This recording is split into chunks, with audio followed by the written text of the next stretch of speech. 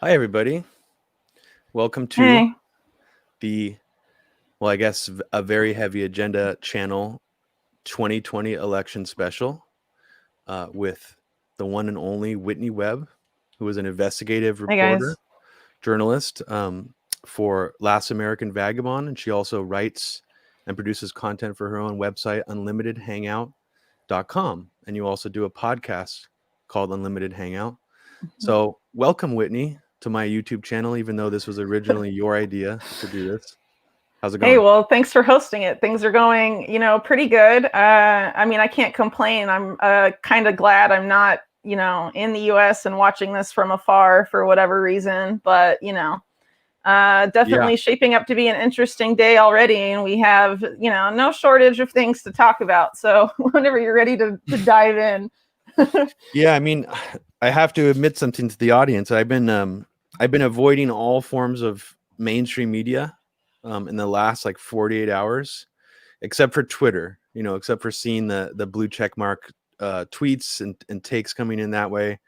So I felt like it was a good cleansing process leading into this election. Yeah. Um, because that I think that cycle of just watching TV and waiting for things to happen, it just really gives me anxiety. It did last, in the last cycle. So this time, I'm just kind of just trying to stay clear of it. And I guess you're in the valuable position of not having to be in this country to watch if anything insane happens, depending on what the results are tonight. Which I guess, being completely honest, I think insane things will happen regardless of the Yeah, results. But I think so. we're gonna get into that in more detail. So I guess let's start this off by the sort of the more boilerplate election talk because you know I know that you have a lot of different takes on what can happen with the pandemic response, and you get into the weeds on a lot of these really deep politics subjects, but I don't hear from you very often, Whitney, on your generic election takes. So Yeah, well, my whole thing is to try and like see what, the permanent part of the government is doing and thinking about and saying, right? I of mean, course. that's how I knew when I wrote my Cyber Reason series in January of this year for Mint Press when I still worked there, that 2020 was going to be a chaotic election because they were all saying so, right? So, and now here it is. But generic election take, huh? So, Yeah. you mean like you want me to put on my like CNN pundit hat and Yeah. like Yeah, let's and pretend tell we're you who on I think is going to win the electoral college or something? yes, let Oh me man. I have to I messed up here. So confusing when you have multiple accounts to sign. Okay, here are our notes. I finally found our notes. Okay. So so yeah, I guess since I think most people probably at least watch my content for my foreign policy takes, and I think a lot of people watch your stuff for that too. Let's start by talking about what we think the difference between a Biden and a Trump presidency will look like in terms of foreign policy, differences and similarities. Because there's definitely some crossover between the two, but there are some pretty drastic differences between their approaches. Um, so I don't know. I guess I'll just start with my general take, and I already gave it on our Media Roots live stream from I think it was on Friday, which is basically in a nutshell. I think that the danger areas with Joe Biden are obviously an escalation of the Russian Cold War 2.0 scenario. Mhm. Um, we could see that getting worse under a Biden presidency than it has been under a Trump presidency. And specifically, an escalation in Ukraine, even though Trump did sign in the $300 million weapon supplemental, um, that I could see that getting worse under a Biden presidency. I could see Biden's people and that sort of national security blob that he's associated with from the Obama era sort of starting the clock over again on overthrowing Assad. That still seems to me very much in play with that team of the foreign policy establishment, trying to play tough on China to dissuade critics of his Beijing Biden accusation, the reverse China gating of Joe Biden. And in terms of like Palestine, Israel, I see absolutely no reversal whatsoever of the Trump agenda with Israel. and he will actually probably be, Israel will probably be empowered worse by a Biden presidency than it was possibly under an Obama presidency. And that's something I think we need to remember here, is that Biden was always positioned to the right, being more hawkish, more of a right-wing Democrat than even Obama was. So if you didn't like Obama's foreign policy, you're really not going to like Biden's foreign policy, because it's probably going to be worse, even though there's some people who said that Biden was one of the people who didn't want to overthrow Assad. I don't really know if that's necessarily true. I don't know about that. Yeah. So I think we have to be, I'm actually less worried about Biden as specifically, because I feel like he will mostly be puppeteered sort of by national security hawks that we've already seen before from the previous administration. That even includes really bad people like Robert Kagan and Victoria Nuland, who I could easily see getting back in there. So I guess before we move on to what Trump's foreign policy could look like in a second term. Why don't you comment, Whitney, on what you think a Biden foreign policy platform could look like if he wins? Well, sure. So like Biden's whole shtick for a long time was like, oh, I'm one of those guys that can reach across the aisle and work with Republicans. And like you pointed out, he's a right-wing Democrat. And I think it's no coincidence that we've seen him sort of like be endorsed by a bunch of not just Obama era national security officials, but also Bush era national security officials. So I think it's really likely you're going to see both orbits, of Obama administration and Bush administration, neocons and the Obama era equivalent sort of rally behind Biden, like you said, puppeteer him, because I don't really think he's, exactly in the same frame of mind. I think it's pretty obvious, honestly, or in terms of mental capacity, that he was back in 2008 when he was vice president and things like that, right? So in terms of complex regime change operations and things like that went on during the Obama era, I think Biden will rely a lot on advice that he gets from the people in his administration. And I think it's really likely, and we can talk about this later, that if he is elected, in his cabinet, he'd be putting in probably some token Republicans to be like bipartisan. I'm uniting the country. Because like they're arming they have been for a long time, this whole narrative of like a partisan ground war after this election, right? And so, if he's the guy in, he'll be like, I'm going to bring the country together by reaching across the aisle, which is my Biden TM specialty, right? And then he'll put a couple Republicans in the cabinet. Who knows? Maybe one of them will be Secretary of Defense or CIA director or whatever. I mean, really, anything's possible.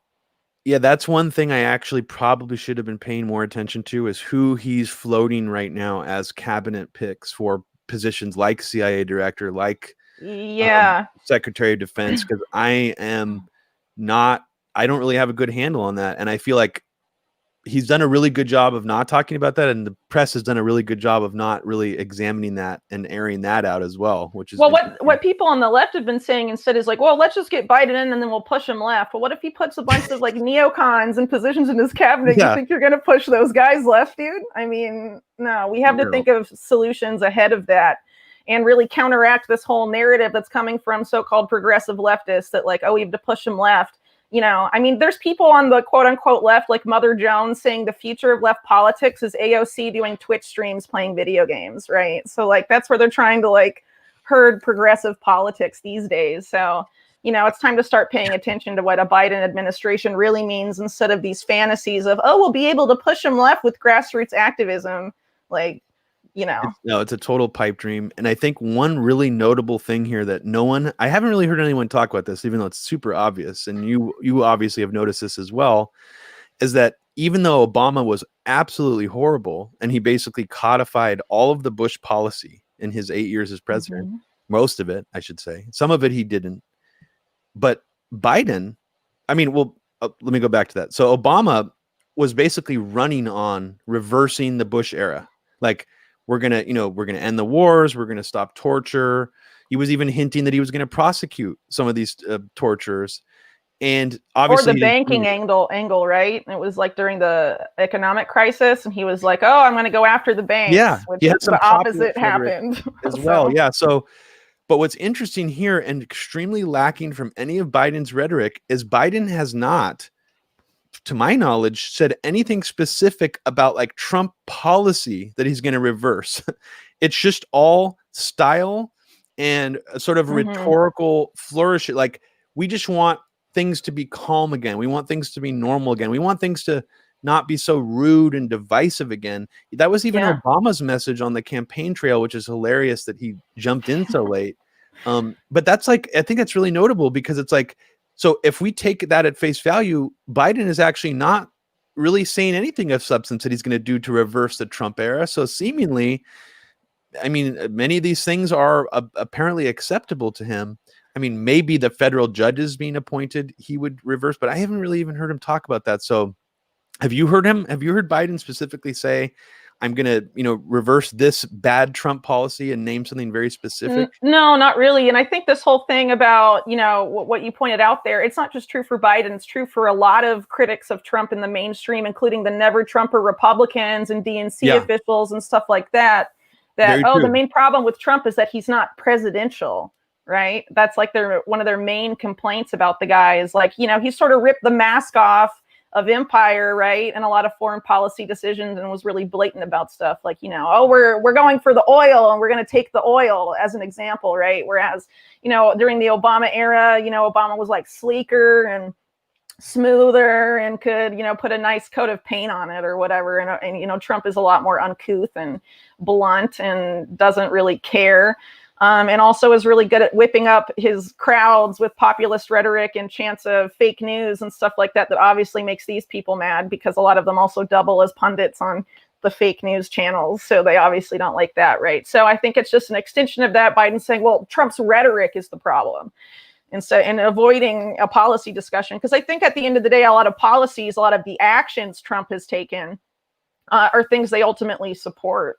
And maybe they'd go even farther to an extent for some things in terms of exact policy. So they make it all about rhetoric to avoid talking about policy. I think that's part of the strategy, honestly. Oh, I think you're absolutely right. And that's a very scary thing to think that for the most part, they probably do largely accept, or at least the foreign policy stuff. I mean, they probably want him to be more rhetorically different, but in terms of policy, they're probably not that unhappy, perhaps.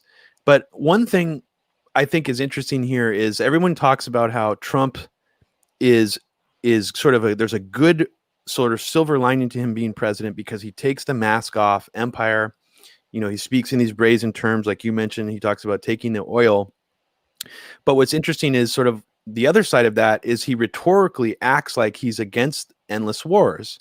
And he keeps promising to bring the troops home. He keeps promising to end these endless wars, but he's not really doing anything or putting any serious action in play to do that.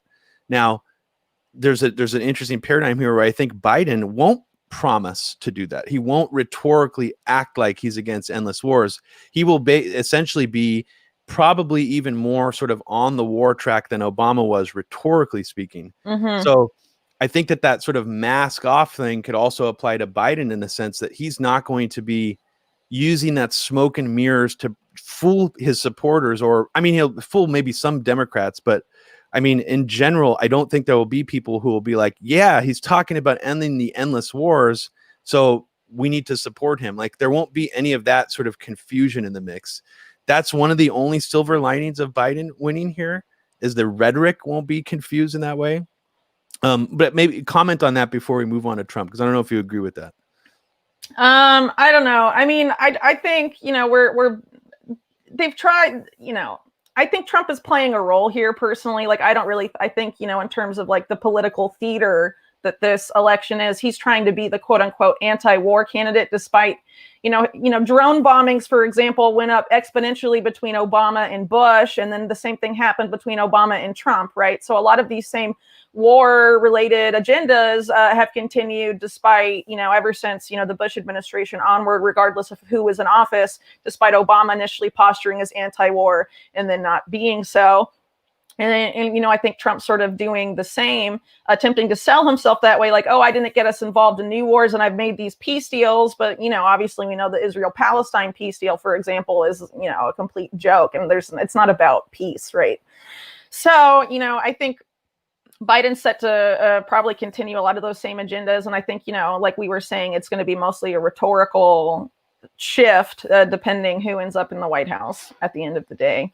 on those things, which is unfortunate. And so I think, you know, the anti-war left and the anti-war right really need to consider this stuff, that regardless of who's in office, we're likely to see the continuation of these policies that no one likes, with endless wars abroad. But I'm particularly concerned that, you know, regardless of whether Trump wins or loses, there's going to be some sort of effort to gin things up with Iran specifically.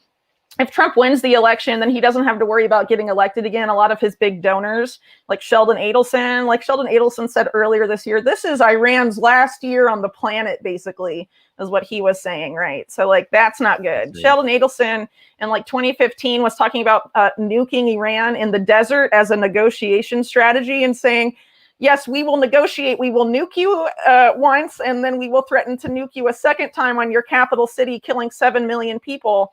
Unless you agree to our demands. That's his negotiating, his diplomatic strategy, right? So that's like Trump's main backer. So, you know, if Trump doesn't have to worry about re-election or selling his anti-war persona anymore, you know, I think that could potentially be really dangerous. And I think a lot of people on the anti-war right, or like anti-war libertarians, have sort of made themselves think that Trump's first term foreign policy will be like his second term foreign policy. I do not think that's the case, but I am also super cynical, as people know. So, you know, rightfully so. I mean, I think that's the right position to have. And I also think it's a rather low bar, you know, for libertarians, or really anybody. Yeah, I mean, that his first term, you know, the idea that if you want to measure it based on, well, Trump hasn't started any new wars, if that's your measuring stick, then sure, I could see how you would find it acceptable. But it's like, why is it okay that Trump has basically, you know, increased the Yemen conflict like by a factor of 20, you know, and things like that? I mean, technically Obama did start that, you know, in a sort of a joint effort with Saudi Arabia, but Trump has drastically increased it at the drone strikes, as you said. So I feel that the bar has just gotten too low. And I would prefer that people, you know, remember that higher standard we used to have of what being anti-war was, where it's like, you're against the drone wars, you're against the war on terror, you don't cheer on the idea that we need to endlessly bomb ISIS in the Middle East. Those things are all an appendage of the military industrial complex. And, you know, you did bring up something that I think I wasn't really fully thinking about before, but as you were talking, I think that we do really have to worry about increasing conflict with Iran under a Biden presidency, for the specific reason that Biden is already telegraphing that the only way that they can re-enter the Iran deal is if Iran promises to, you know, stop their production, or, you know, or agrees to, I don't know what word I'm looking for, but basically he's asking Iran to do something that they will not do at this point. Well, that's like Mike Pompeo. I don't know if you remember, like last year, the year before, Mike Pompeo released like a list of demands to Iran, like, you know, that were like all things that Iran couldn't do. So like what you're talking about with Biden sounds a lot like that. And I think, you know, that's honestly by design. I mean, I didn't like AIPAC. No, it was the Jerusalem Post today was like, well, regardless of who wins, both candidates have, you know, put on blast how pro-Israel they will be.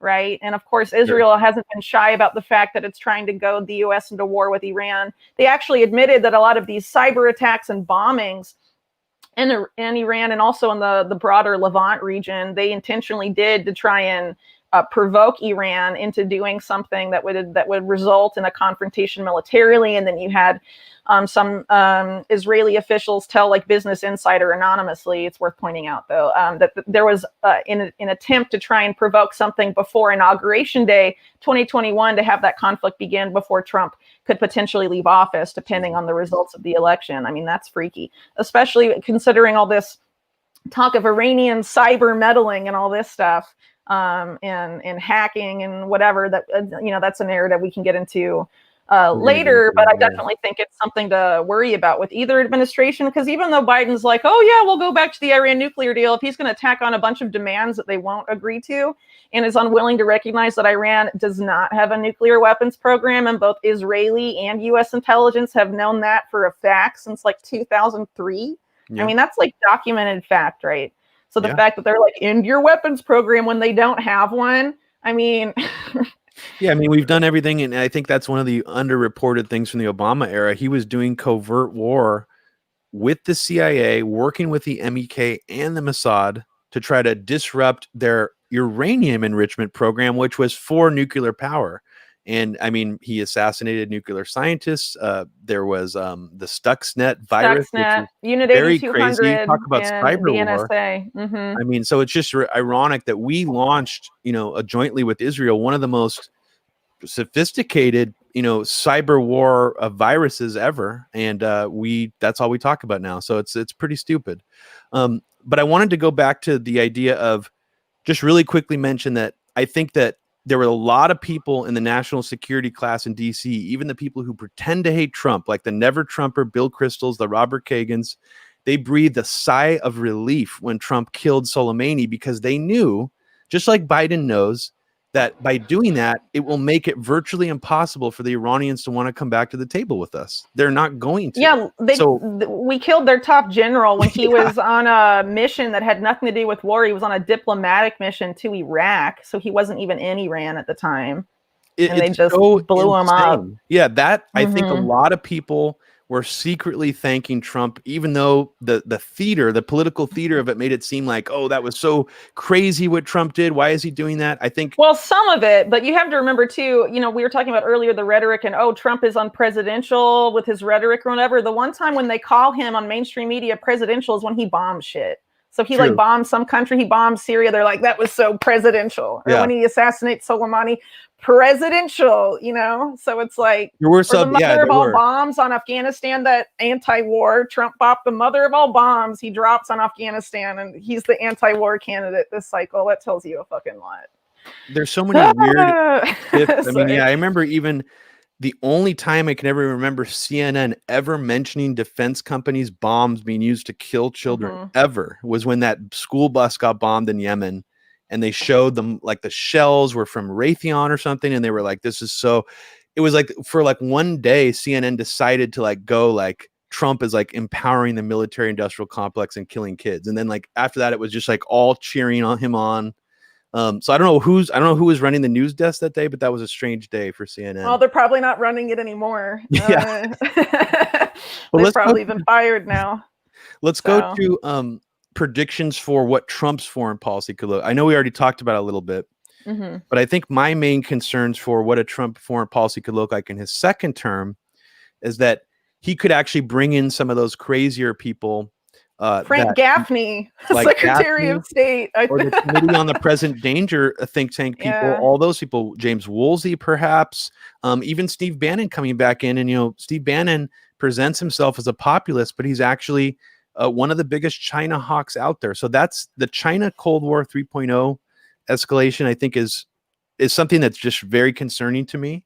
And I'm not predicting it's going to turn into a hot war, but I think it's going to go in a very bad direction. So I'm really concerned about that.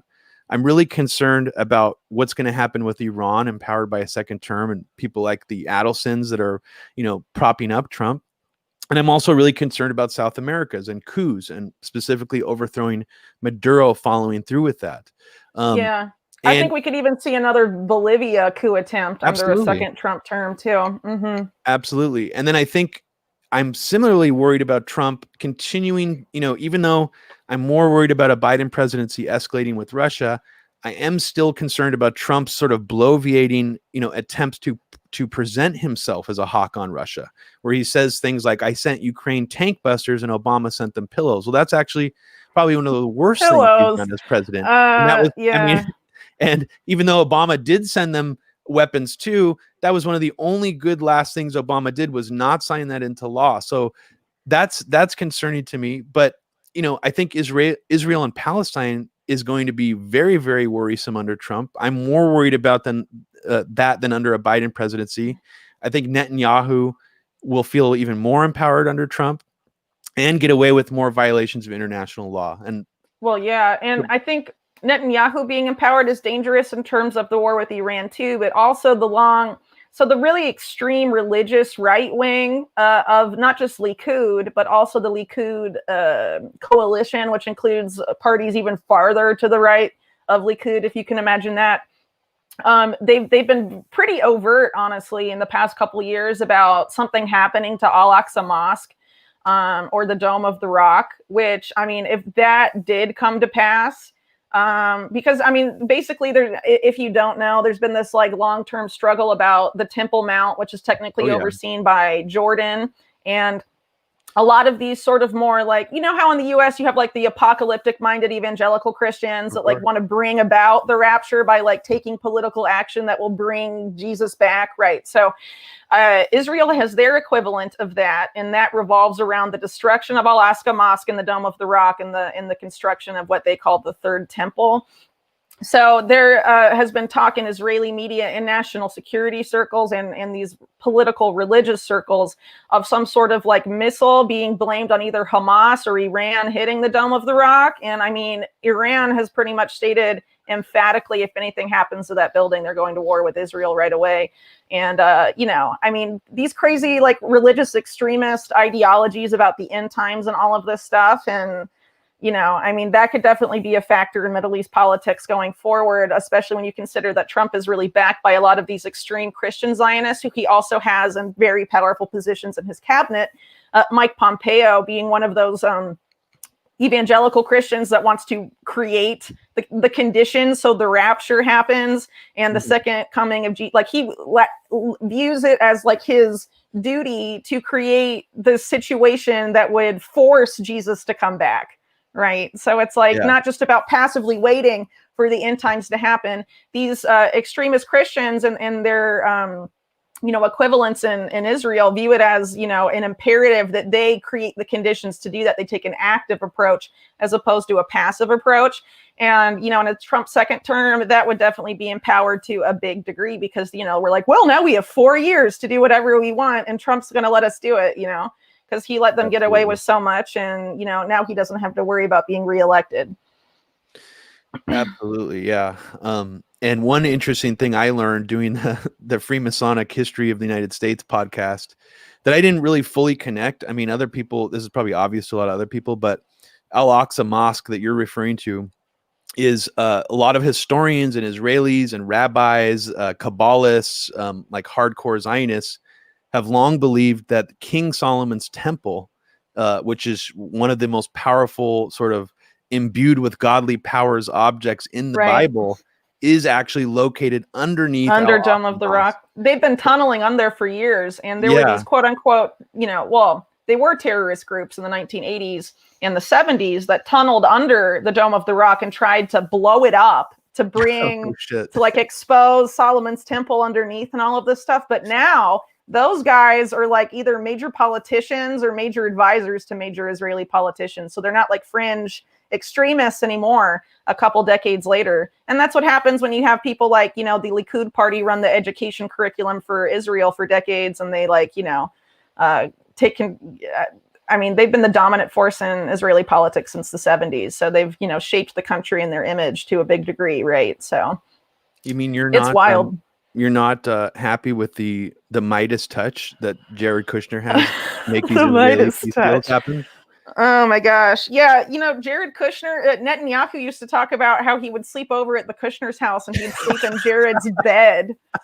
Right. And so we're supposed to think that Jared Kushner is going around like making peace. Well, somebody should have Pizzagated Netanyahu over that. Oh man, sometimes I wish I had time to like make my own psyops, like my own version of QAnon and my own like something like you're saying like that, make a fake Pizzagate about Netanyahu and Jared Kushner's bed. Like if only I had time. That would be like fun for me. Not that I'd actually do it, but speaking of Kushner, really quickly, I just wanted to mention that people may not realize that Jared Kushner's father actually tried to sexually blackmail someone. I think it was I don't know. He went to prison for it. Yeah, it was like he was a gay man who I think he was not out of the closet yet, and he basically filmed him fucking another dude in a hotel room. He like he basically hired a guy to seduce him and filmed it. I mean, like some expert level, kind of like Mossad levels stuff. Yeah, well, I mean, sexual blackmail. I mean, I wrote about this in my Epstein series. I mean, this is what intelligence agencies have been doing for a long time. The CIA, Israeli intelligence, UK intelligence, they honeypot, they entrap with sex, and then they use it as blackmail. I mean, this is something that's gone on for a long time. But now a lot of this has moved into the tech sphere, and that's why we have Hunter Biden's laptop and things like that now, right? The laptop from hell. Yeah. Oh man, yeah. I wasn't very impressed with the October surprises this campaign cycle. The ones last in 2016 were way better. I mean, I was impressed by how much pornography Hunter Biden had on his computer. Are you really surprised though? I don't know. I mean, these people in DC and like their kids that are like just given these cushy corporate jobs because their dad or their mom is like a high level congressman and they don't have to do shit their whole lives. I mean, what else do you do? You know, I mean, whatever. I mean, he definitely seems like he's not just a crack addict. I'd say it's safe to say he's also a sex addict.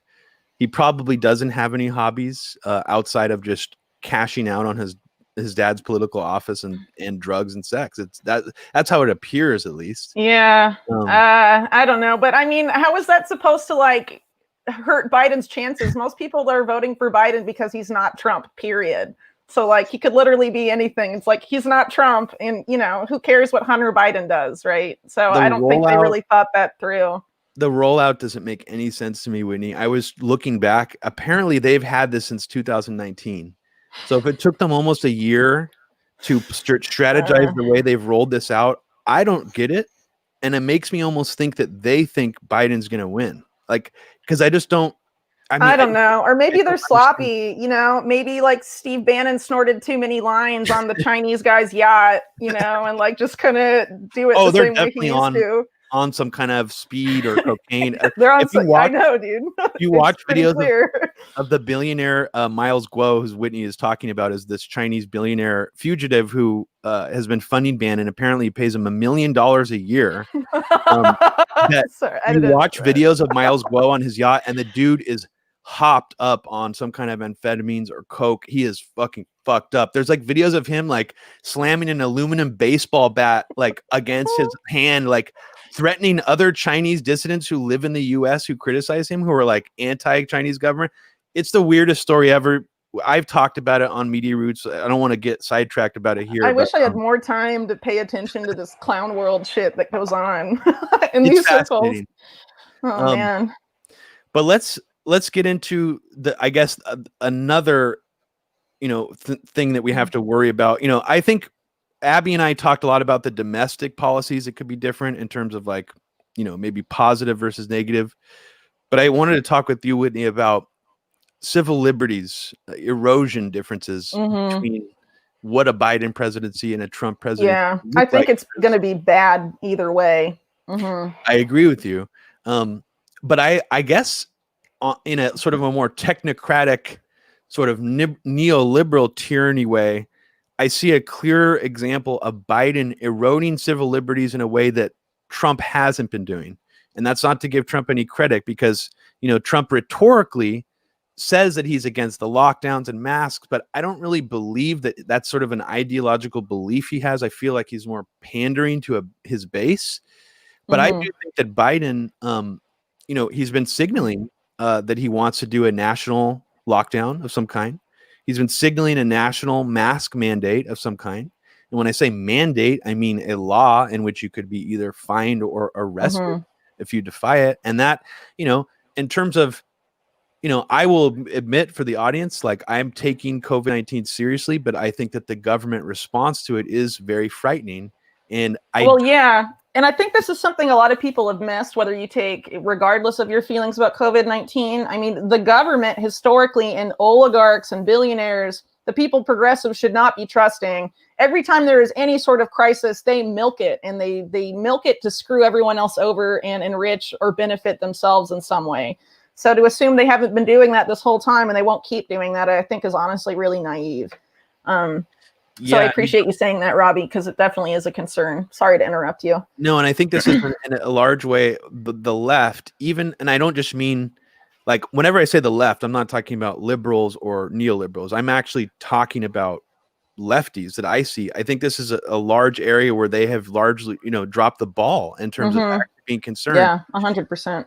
And I don't know if it's just purely out of fear or a lack of concern for in the last 4 years for like just real long-standing civil liberties issues that people have just sort of let go by the wayside. But I mean, the idea of being forced to stay home and, you know, to have to cover your face, though, you know, I mean, I have less of a problem with the mask recommendations. Mandating masks, I have a problem with in terms of if it's an actual law. I think businesses should be able to operate if they want to in any way they want to in this scenario. But I do think, you know, it is sort of weird. Like, I am resistant to the narrative that, you know, it is sort of like politically correct to wear masks and things like that. But when I watch these Biden rallies where it's like, he's really trying to send some kind of message that he's like really taking the pandemic seriously, but he's doing it in this sort of like eerie, almost like a sci-fi movie, this like cartoonishly hyperbolic way. He has these giant circles drawn on the ground around each like person from the press who's in the audience. He wears a mask at the podium. It's like, why is this? Who is advising him to do this? I mean, do you think that they're, you know, we know you already talk a lot about like Robert Kadlec, and we know Fauci's the head of the CDC right now under Trump, but who do you think is advising Biden that it's a good idea to oppose Trump's handling of the pandemic by acting like a crazy person out of like a Michael Crichton novel? Well, I think some people looking at Biden don't think it's crazy. And I think it's really telling that, you know, Biden has been adopting this build back better catchphrase that we've seen pop up in the UK and Canada and a bunch of other countries that come straight from the World Economic Forum, which is, you know, a bunch of billionaires that represents some of the most predatory billionaires in the world and some of the most predatory financial and financial institutions and corporations that exist, right? I mean, that's what the World Economic Forum is. You know, they're currently pushing this Great Reset agenda. It's sort of like a marketing campaign for what the founder of the World Economic Forum calls the Fourth Industrial Revolution and all of this stuff. And essentially what a lot of these prolonged lockdowns create is that a lot of these, you know, businesses that have been owned by regular Americans have to fold, and who benefits? Well, the larger corporations at the end of the day, because they have more money, they can weather multiple months of lockdown. And so it's important to keep that stuff in mind, right, when we're considering these long-term lockdown things. And the fact that while there was this push for lockdowns, this was under Trump, by the way, earlier this year, you have the relief bills like the CARES Act being passed. That money that was supposed to be for regular Americans gets handed off to BlackRock on Wall Street to be distributed and thrown around. A lot of these loans that were supposed to be for small businesses went to like companies tied to the Kushners and like other well-connected politicians. Yeah, right. So, yeah. I mean, that same type of crap would obviously continue under Biden. I mean, just look at how Obama and Biden handled, you know, the Wall Street bailouts when they were first in office in like 2008 and 2009, what happened then, and how essentially Obama's cabinet, it came out later, was picked by like Citigroup vice presidents and stuff, right? So to think that when it happened a second time, you know, I mean, also like Biden, one of the people he's considering for Secretary of the Treasury is Gina Raimondo, who's currently the governor of Rhode Island, and she used to be like a big time venture capitalist. So, you know, and then right now we have a Goldman Sachs guy, right, Steve Mnuchin, in charge of the Treasury. So, you know, these guys are thinking about how they could benefit from any sort of policy like that. So, you know, if Biden wants to say it's to halt the spread of the virus or whatever, I mean, behind the scenes, the people that are, you know, in power and are doing, you know, they're creating a relief situation or creating an economic situation where the only way small and medium-sized businesses in the U.S. could survive is if they received money that they haven't been receiving this time, and they clearly won it in the Biden time, or in the Biden cycle. And I think a lot of corporations that are, and you know, Silicon Valley oligarchs by and large are backing Biden-Harris to a big extent. I think that's really telling too. I mean, who's been one of the biggest winners of the economic calamity this year? Amazon, you know, because they're dominating commerce more than ever before because of the move to online retail. You know, so anyway, you wanted to talk about civil liberties, though, not economics. So I've kind of gone down a little road here. But in terms of civil liberties with lockdown, what we really need to be worried about, in my opinion, with the Biden-Harris administration is their ideas for police reform. Of course, they are riding this wave on the left of legitimate calls for police reform. So they're going to if they get into office, they're going to tout out some sort of police reform plan. Right. And, you know, I mean, first of all, you should know just by Biden and Harris's history that they're not going to give you actual meaningful police reform. Kamala Harris was top cop in California, was responsible for very bad and damaging policies. Biden was the author of the '94 crime bill. I think it's really obvious, what's going on there. But a lot of the think tanks, for example, like New America, which is largely funded by a lot of the same Silicon Valley billionaires that fund the Biden-Harris campaign, like Reid Hoffman of LinkedIn, they're pushing for police reform being all about giving police these high-tech tools, on artificial intelligence-based tools that would make policing fairer and all of this stuff, or expanding the use of data by police. And, this is also something that was almost rolled out under Trump, and Bill Barr actually has already gotten set up essentially the foundations of it, some sort of predictive policing program nationwide. Bill Barr started this last year, and they've been piloting it in Detroit, Baltimore, I think a couple other cities throughout the country, this predictive policing thing. And of course, the original company behind the high-tech predictive policing model was Palantir, and they were doing that in New Orleans until it was shut down. And then the successor to that predictive policing model is a company called Carbine 911 that you may have heard about because of the Epstein scandal, because Epstein funded that company, but so did Peter Thiel of Palantir, and they're currently active in New Orleans, and that is, tied up with this. But that's like Carbine 911 is like one of the tools, right? That's in another company called Mark 43 that's all about high tech for law enforcement, that's backed by Jeff Bezos and David Petraeus, who's, been on the payroll of the Kagan family for a long time and is a former CIA director. This type of software out there exists, and you have a lot of these think tanks that are, supporting and promoting a Biden-Harris presidency and things like that, saying this is the solution to our police brutality problems, is to give them all these high-tech tools, right? Not necessarily facial recognition, because obviously that's been outed for being, racially biased. But other things, predictive policing and stuff like this is being promoted. And I think that's really dangerous. And it's worth pointing out, too, that the person behind the Transition Integrity Project, which is sort of this neocon DNC joint effort to ensure that Biden wins, basically, that's been going on for a couple of months. The lady that runs that, Rosa Brooks, is one of the people supporting that type of police reform. She works at Georgetown's program for innovative policing, they call it. And she's also part of this New America think tank that's all about how to, solve problems created by disruptive tech with more tech, or social change, or whatever.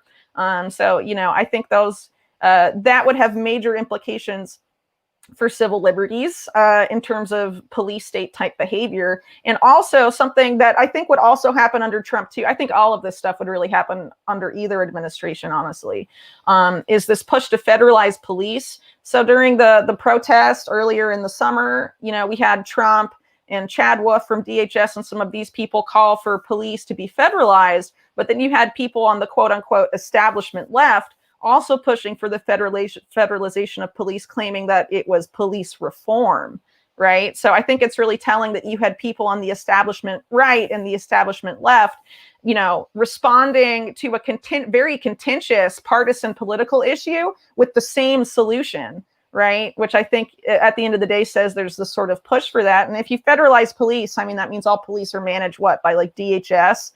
There's going to be a bunch of DHS goons nationwide. I mean, you think police brutality is bad now, give them a bunch of high-tech toys and less accountability by federalizing them and putting them under DHS. I mean, look at how DHS handles, stuff through ICE or Border Patrol. And just imagine that, nationwide. Not pretty, right? But, the left could easily sell this as police reform under a Biden-Harris presidency. And because they're so backed by Silicon Valley people that want this stuff implemented and stand to benefit from it, because a lot of that software they either back or make, right? That's something that's personally, disconcerting to me, and something I think we can expect to see a push for regardless of who gets in. But I think Biden and Harris would prioritize it potentially first.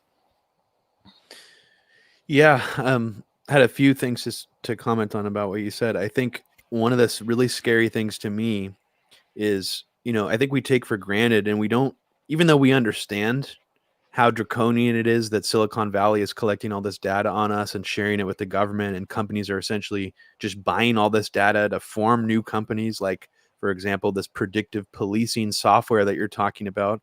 I would guarantee that it has combed large amounts of the databases from various companies that sell their personal data. So that being said, one of the, I think, scariest examples we've seen, that has sort of maybe turned into a novelty right now, which is machine learning computer capabilities. I mean, that's how deep fakes got so good. It's from machine learning. I don't think most people understand that when you watch a deep fake, it's not creating like a 3D model of someone's face and putting it over another person's face. It's actually it's learning what a celebrity or someone's face looks like by taking in thousands of screenshots, and it's recreating a new face from scratch. Like, that technology is super good now. And imagine that same technology applied to our behavior, the things we want to say online. I mean, even just Gmail right now, the predictive algorithm in it that predicts what you're going to type is surprisingly good. And it's very, very creepy. I mean, there's sometimes I'm typing Gmails to people and it'll actually complete my entire next sentence. And I'm just thinking, that's nuts. That does not make me feel good. But that I think about that a lot. And I think we're really on the precipice of something really, really bad in terms of the culmination of all this Silicon Valley data mining that we've seen for the last 2 decades. I don't feel like we've even seen the tip of the iceberg of how that's going to be used against the populace. And something that I think people have missed on both sides is that they're regarding Silicon Valley as a private entity. Silicon Valley has merged with the state. I mean, you can make an argument that a lot of them had ties to the state to begin with, which is true. A lot of them got funding from NQTel, which is the CIA's venture capital firm, or like Palantir. I mean, they were basically incubated, and Palantir's first and only client for its first 3 years as a business was the CIA, right? But then you have Google getting NQTel funding and some of this other stuff. So those ties have always been there. But now these big Silicon Valley companies are major contractors with the Pentagon, deepening their ties. You have the head of the National Security Commission on Artificial Intelligence, who's in charge of the whole national security state's AI plans to implement AI. Not just, through all those national security applications you can think of. These are the people planning it. And the chair of that commission is Eric Schmidt, the former CEO of Google. And it's just full of Amazon, Microsoft, Google, Oracle, companies like that are all gaming this stuff out with the national security state. I mean, the line used to be blurry, but now I would argue it's not really there anymore. So, when we're talking about Silicon Valley social media censorship, I mean, it is state censorship at this point, because these guys, all of these big companies, contract with the state. So they have major conflicts of interest with the government itself. And largely, Amazon, for example, contracts to the U.S. intelligence community. They also contract to the Pentagon. Microsoft just won the Pentagon's cloud agreement, right? So they have a conflict of interest with the military and all of this stuff. I mean, so much of this gets like left out of people's minds. We're still looking at them as a private sector entity that is, separate from the state, but it's really not. And that should really alarm people, because how long until all the data these Silicon Valley companies mine ends up being used by the national security state, to do things like go after dissent and criminalize speech for people on the left and the right and all this stuff. And so, this rhetoric of, oh, well, it's Silicon Valley, and treating it like it's not connected to the state, I think we really need to change that, because it's pretty clear, where this is going. And, one thing that's been so heavily promoted by Trump, and obviously it's happened before in U.S. history, so in the Obama administration too, so it's like not exclusive to him, but we've just, constant public-private partnerships. And a lot of these private there are Silicon Valley companies for a lot of these initiatives. That even includes like the COVID-19 vaccination effort that Trump launched called Operation Warp Speed, which is supposed to be, HHS and the Pentagon.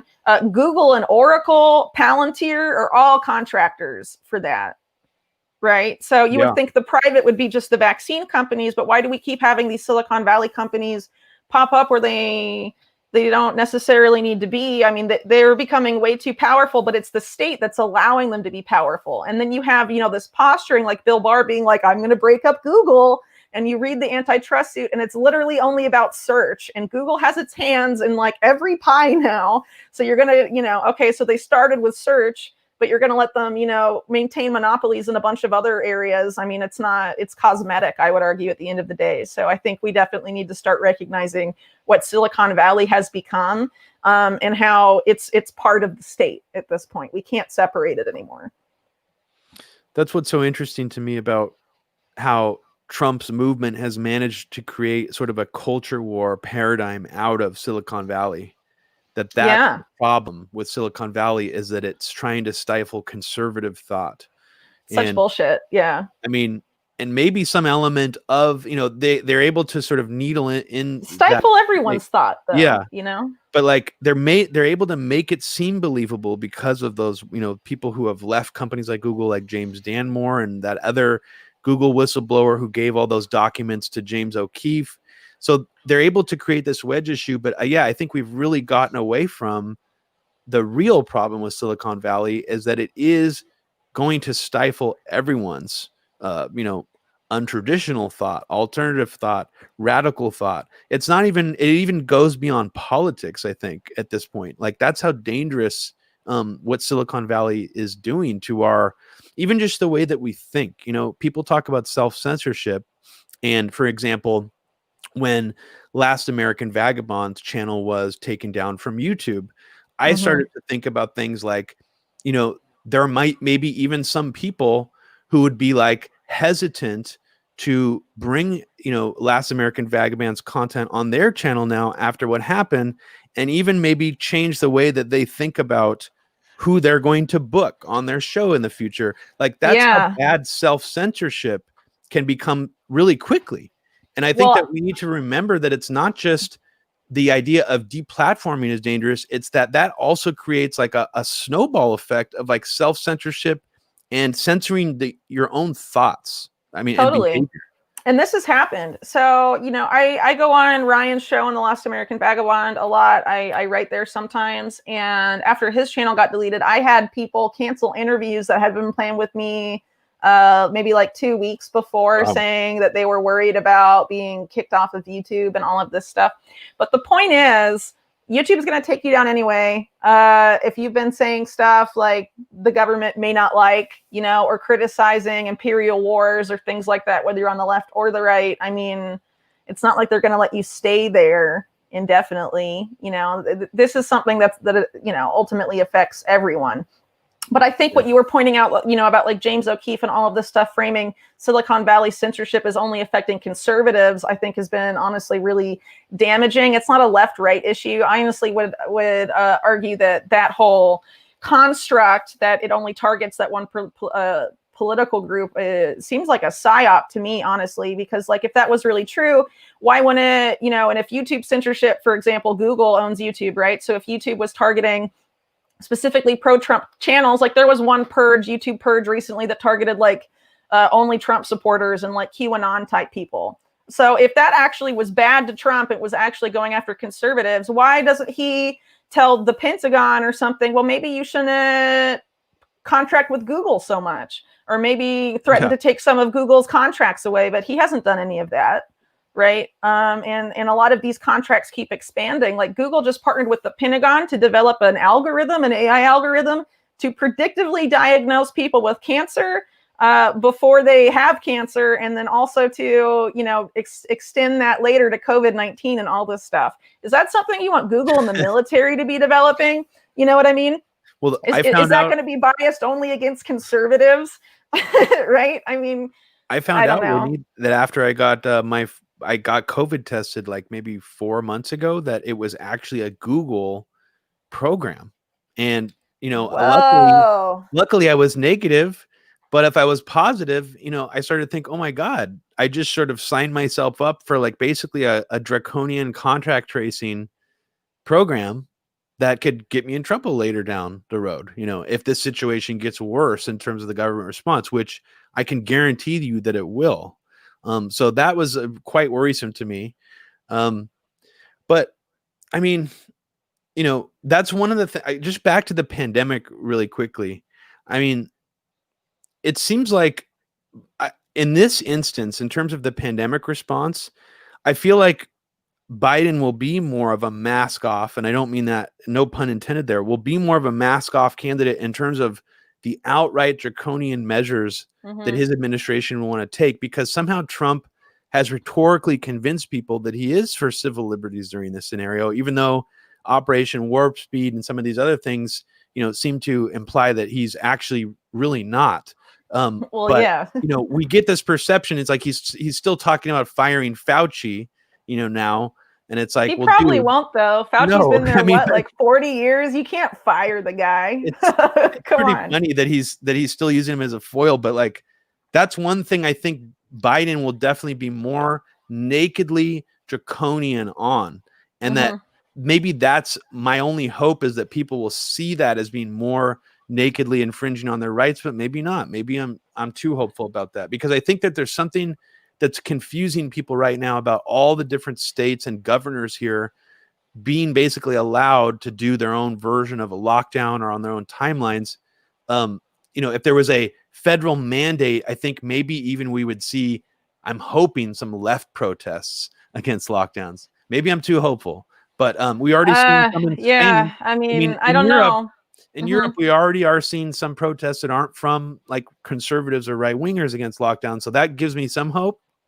It's a different situation there, obviously, but I don't know. I mean, do you want to go talk a little bit about like what Trump could do, if he wins a second term, in terms of like Operation Warp Speed and what some of those plans would be? Right. Well, the thing about Operation Warp Speed, in terms of talking about what its plans are when they actually activate it, unfortunately, it's kind of hard to talk about because the thing is so secretive and not transparent. And that is honestly really alarming. And that's why, honestly, I'm really amazed that like more people in independent media didn't want to cover this. But then again, it can get you deplatformed pretty easily, like what happened to TLAV, right? But I mean, basically, this is, the military. I said earlier, and when it was initially created, right, it was sold to the public as being HHS together with the Pentagon, and they were going to run it jointly. So you would assume, hearing that, right, it was going to be like a 50-50 operation. But the organizational chart came out in September, and it's all military or military intelligence, most of whom have no experience with healthcare or the vaccine industry at all. And the people that do is the head of the civilian head of the whole thing, Moncef Slaoui, who used to be head of global vaccines for GlaxoSmithKline. He has a conflict of interest that's very considerable with Google and also with Moderna, one of the vaccine candidates there. But then the guy below him, that's the vaccine coordinator, is this guy, Matt Hepburn, who still works for the Pentagon and is a DARPA guy. Like, he's not a civilian health official. And there's very few civilian health officials even involved in really Warp Speed. Top FDA officials, told Stat News, which is like a mainstream media outlet focused on healthcare news, that they were barred from even sitting in on Warp Speed meetings. They can't even sit in, let alone participate. The FDA. I mean, that's weird. And then you had CDC officials asking Matt Hepburn, this DARPA guy who's the vaccine coordinator, all these pointed questions, and Matt Hepburn refused to answer their questions. I mean, this is not normal, right? To have the military running this, and then it comes out that not only is the military involved, the NSA is involved, DHS is involved, and the FBI is involved in the vaccine thing, right? And so, like, no one on the right, because it's Trump's thing, wants to talk about this. And people on the left don't want to talk about it because they're afraid of being called right-wing anti-vaxxers, right? Yeah. And so this is really unfortunate because, I mean, pharmaceutical corruption is something that the left should be well aware of. And a lot of the companies making these warp speed vaccines are companies like Johnson & Johnson that had asbestos in their baby powder for decades and knew about it and did nothing, right? And based on how Warp Speed is set up, they didn't do the contracts with the vaccine companies directly between the government and the vaccine companies. They did it through a third-party intermediary, which makes them exempt from most federal safety regulations and also federal oversight. So you want to cheer on Johnson & Johnson being given billions of dollars to make an experimental vaccine with lack of they don't have to follow safety regulations after they had that, stuff with the baby powder and multiple other scandals. I mean, that just doesn't make any sense, right? But unfortunately, the situation that's been created, we can't have a reasonable discussion about Warp Speed and why, you know, things about it don't make sense, because this isn't like a wartime bioterror response vaccination program. It's peacetime. It's not a bioweapon or whatever. And it's like being funded by American taxpayers for American taxpayers. So while the extreme secrecy, why is the national security state running this? Right? Why is this crazy DARPA guy involved? And I mean, he's nuts. You should go look him up. Matt Hepburn TED Talk. You should see what this guy thinks is like the way to prevent future pandemics and eliminate disease forever. He talks about the way to eliminate disease forever is like doing all this experimental stuff with gene editing and CRISPR editing people. And it's like, I don't want to give that guy like a bunch of freedom to do whatever he wants and not have to be accountable to anyone and give him billions of dollars to like experiment on stuff. You know, and then plus because it's speed, right? Warp speed.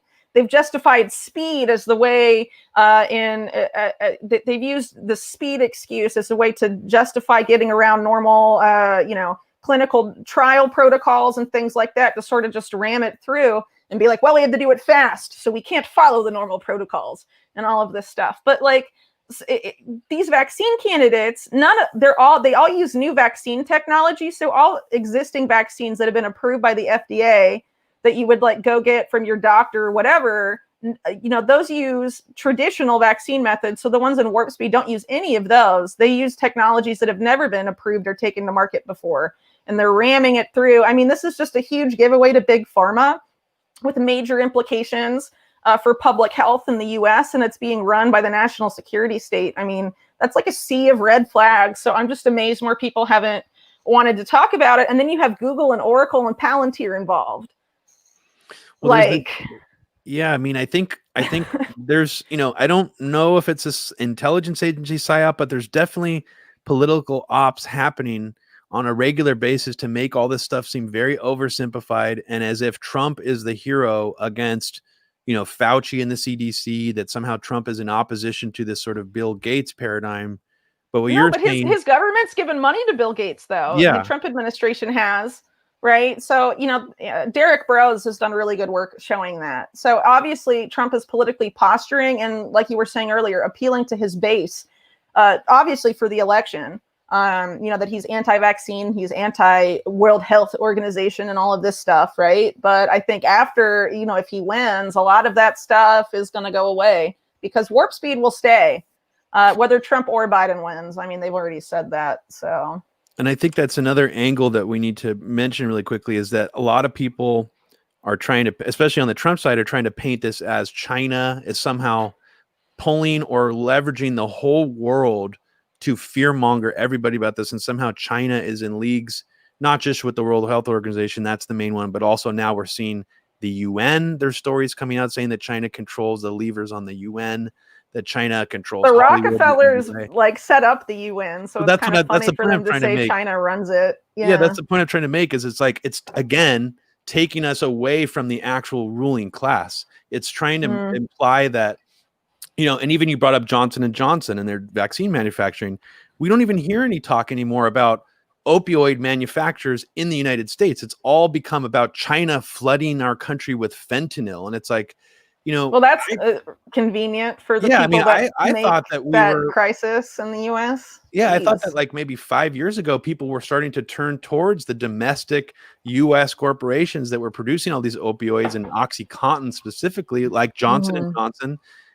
Tasmania has a ton of opium fields that are specifically owned by Johnson & Johnson to develop oh my gosh, high potency opium poppies specifically for OxyContin manufacturing.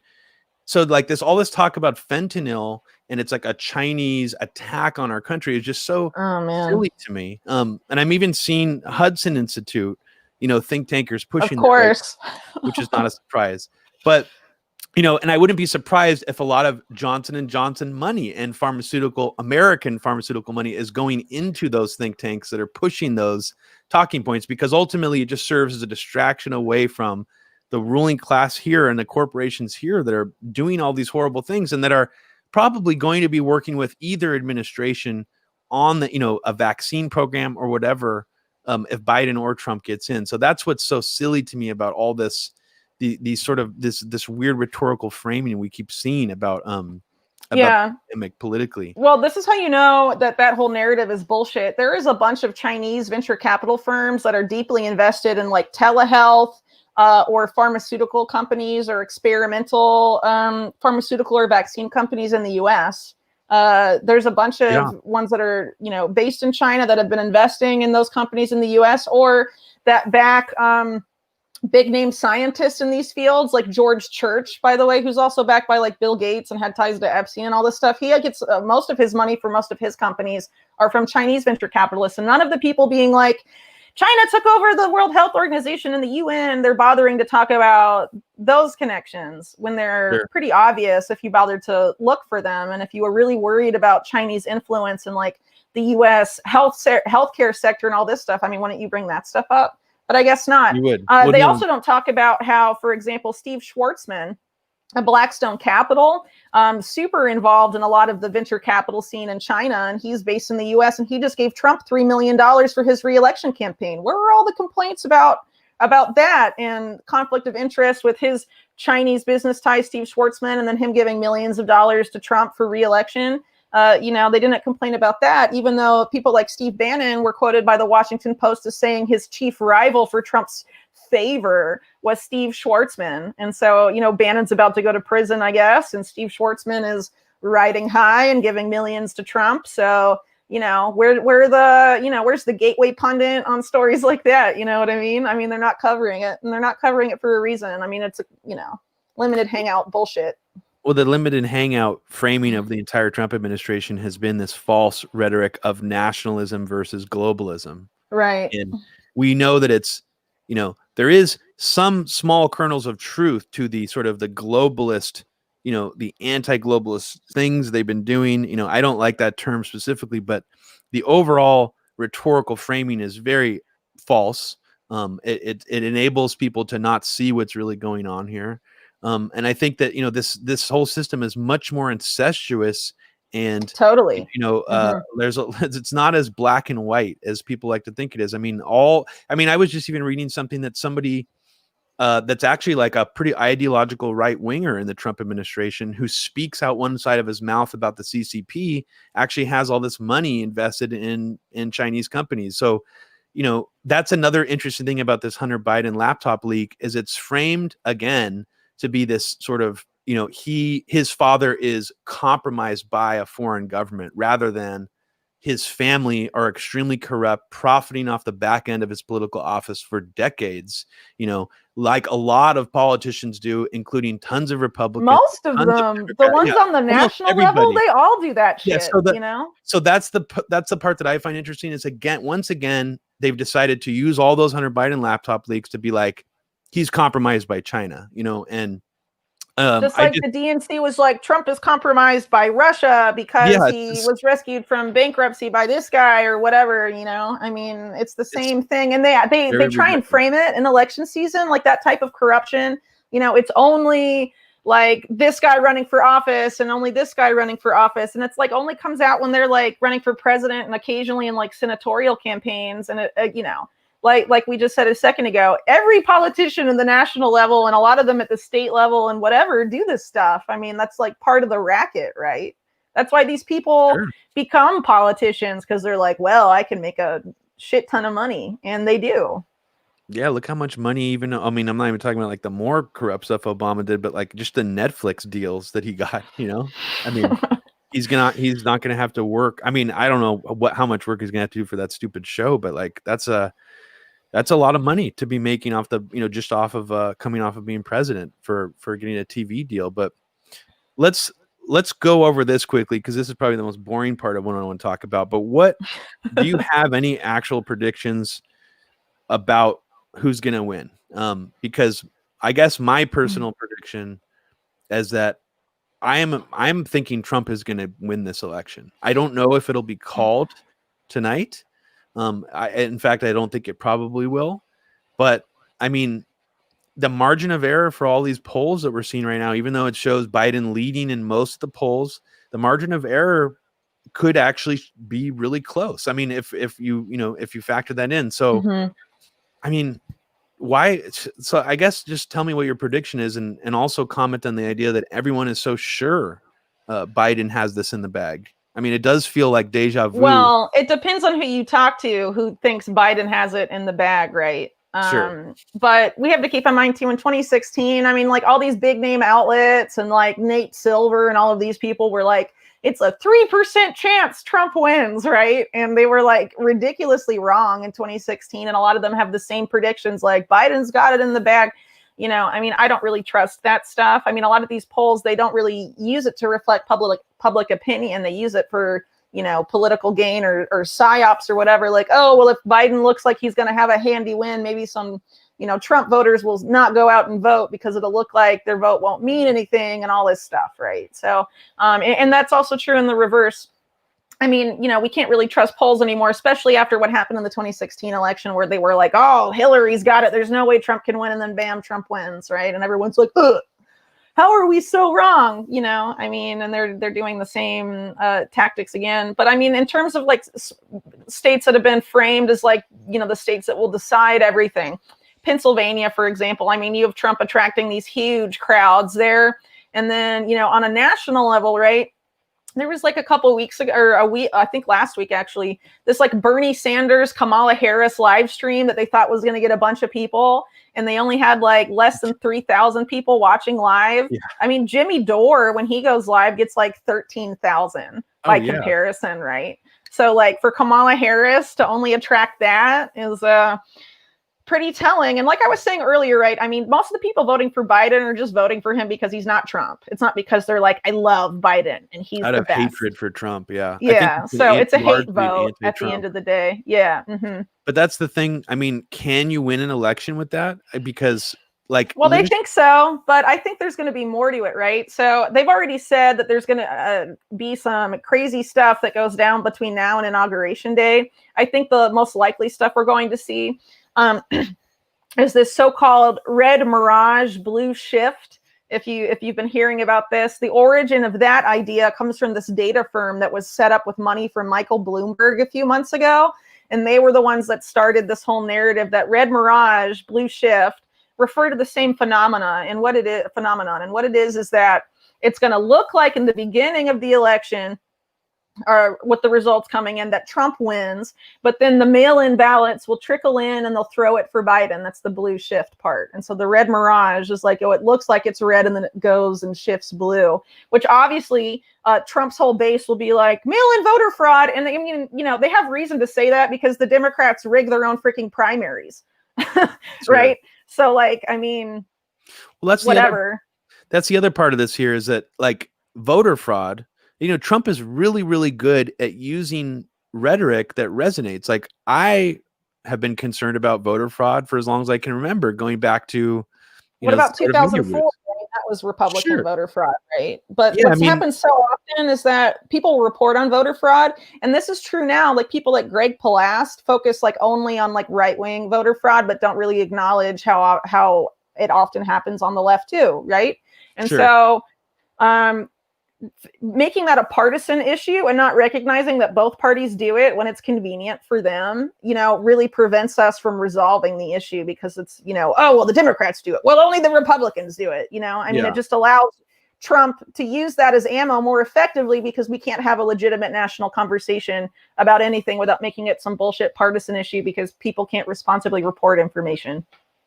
Ugh. Yeah, my understanding of it, and maybe I have a warped understanding, but my understanding is that each party has preferred strategies for voter disenfranchisement, and the GOP's traditional strategy, or at least one that I've gerrymandering. Gerrymandering is a big one. In terms of the Democrat strategy, I couldn't point to a specific one, but you're absolutely right. I mean, people like Bev Harris, I remember, when she was doing her documentary back in the day, it was practically a nonpartisan documentary, and it was all about electronic voting machines and how easily those could manipulate. And we've moved so far away from that conversation. It's like, it's kind of like no going back at this point. So it's unfortunate.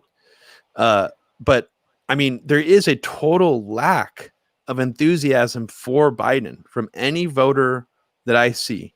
And that's the part that is really making me think that I just don't see how an anti-Trump vote complete lack of enthusiasm for a candidate is going to beat Trump in this election. I mean, I remember seeing genuine enthusiasm for Hillary. Even if it was just because she was a woman, there was still enthusiasm, for her. I see almost nothing for Biden, and that's just very weird. How are people so convinced that this guy with no enthusiasm behind him whatsoever is going to take this election against one of the most enigmatic cult leader, popular Right. personalities who's ever taken the presidential office? It's kind of crazy to me.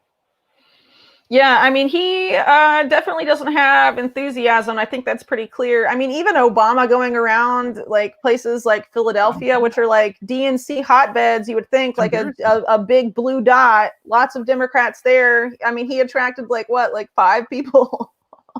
So he doesn't even get the enthusiasm. And obviously Kamala Harris is like, I mean, she had to drop out of the primary because no one gave a shit about her. They were like, oh, top cop, you suck, rightfully so, I would argue, but I mean, that just shows that, people that thought that or that still think that Biden might appoint Bernie Sanders to be Secretary of Labor, Elizabeth Warren to be Secretary of Treasury. I mean, dude, no, that's not what's going to happen. Though, he's promising to appoint right wingers, like you said. That's his strategy. That's what he does, though. Biden's history is that. Yeah. Right. It's so dumb. It's such a dumb strategy. It reminds me of when Hillary was like, I'm going to pick Tim Kaine as my VP to try to get, I guess, fence-sitter voters or people who are on the right. Attract the Republicans. And that's like Nancy Pelosi's whole thing, too. Appeal to the Republicans. It was the dumbest thing ever. I mean, no one wanted Tim Kaine.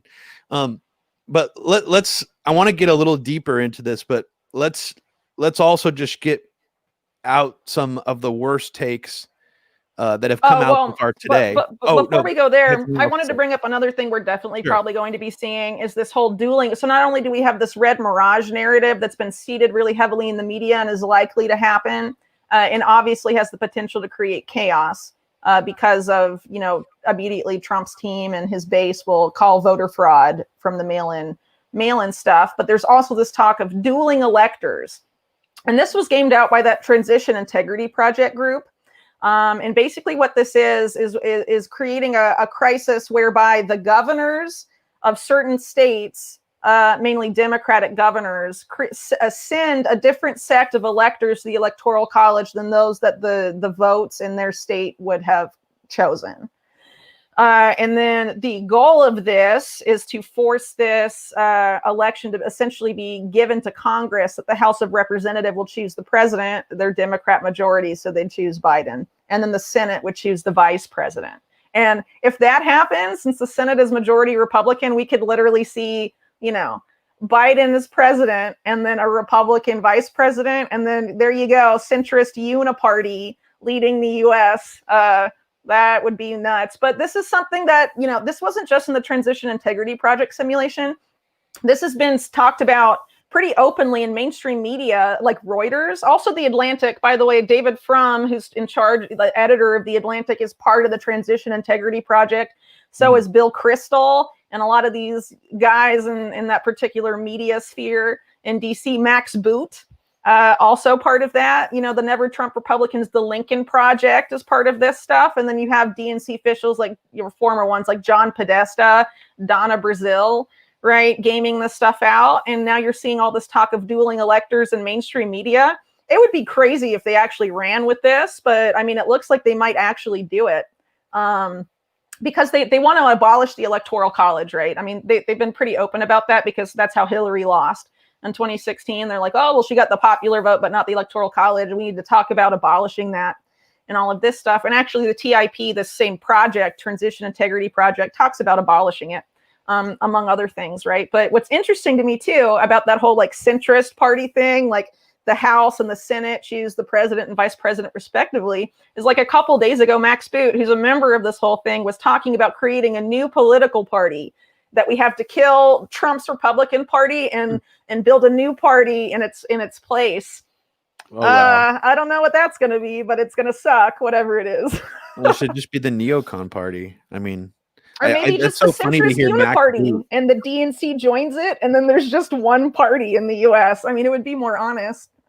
It's so funny to hear a neocon like Max Boot encouraging any form of third party when like all they did before was, I know. shame and marginalize any libertarian or green who was like speaking out against war. Oh man. How times change, huh? Yeah, I didn't see any of the neocon takes about today, and I don't know if I want to, but the takes that I did see today that made me cringe. The first one was one that I know you also saw, where Keith Olbermann Oh my God. went on Twitter this morning. Yeah. I don't know if he was on a bender or what happened, but he said, "Yes, Trump has always been, will always be, and on the day of his bid for re-election still is a whiny little Kunta Kinte." And from what I understand, Kunta Kinte is a character who was one of the slaves that was beaten in the It was LeVar miniseries. Burton's character in Roots. Oh, was it? Yeah. Okay. So I haven't seen Roots, but apparently Keith Olbermann thought that he could make this tweet because he didn't want to say the word cunt. That's So what he's claiming now, though, Yeah, right? He I gets don't really- ratioed hard, and it's a then very it's like, odd choice to I make, don't know. to say something that seemed really racialized instead of just saying cunt. So I don't know if he's just a fucking idiot. What's He's a fucking idiot. I mean, come on. Yeah.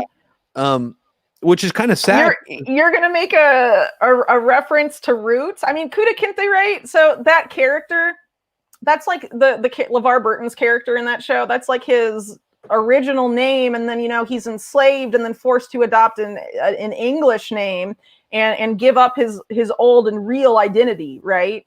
And so he's beaten until he accepts the new English name. I mean, it's like a horrible scene, but it's a really famous scene. Yeah. So everyone knows what that name means that reads that. And so he's calling Trump that. I mean, Keith Olbermann, dude, Trump derangement syndrome has eaten that guy's brain. I mean, I didn't like him before either, but like, you think you're gonna like get at Trump like that? I don't know. I mean, this is what happens when you're the left candidate is Joe Biden, who gave the eulogy for Strom fucking Thurmond, So like that's what happens to the left media, I guess, as a consequence. Just so outrageous. Has he even seen Roots? Because wouldn't it be obvious that the name wasn't pronounced Kunta Kinte? Because that's his logic behind it. Is he thought that it was pronounced Kunta, I think. Well, maybe he's just a dipshit, and that's what. So that's my take, because like, how do you say? I mean, can you read his apology? Where the fuck is it? It's so bad. Well, he deleted the tweet, so I had to find a screenshot of it. Oh, I found another one here. Oh no, but it's about something that Biden announced that they would do today. Let's see. I thought I had it up. He's just bad on Twitter. Like he keeps he'll tweet the same video segment out like 20 times. It's like no one who's like good at Twitter does that. Like 20 times in a row. Oh man. And it's just like, dude, what are you doing? Okay, so he says, I was using an old 70s to 80s technique for calling someone a cunt without writing or saying cunt. And when he writes cunt in this tweet, he only puts the C and puts 3 asterisks after it. Like cunt isn't as bad as it's like on level with the N-word or something. And he literally calls Trump Kuda Kinte, making a super racist statement. And then it's like, oh, I have to asterisk out cunt. I mean, dude, this guy is like, go to, he tweeted this out at like 9 a.m. in the morning, but my response would be, time to go to bed for the day, Keith Olbermann. You've you've already outdone yourself. It's Keith Olbermann, Bill Maher level slip up, but it's not as cringe. Like it's more cringe in a way.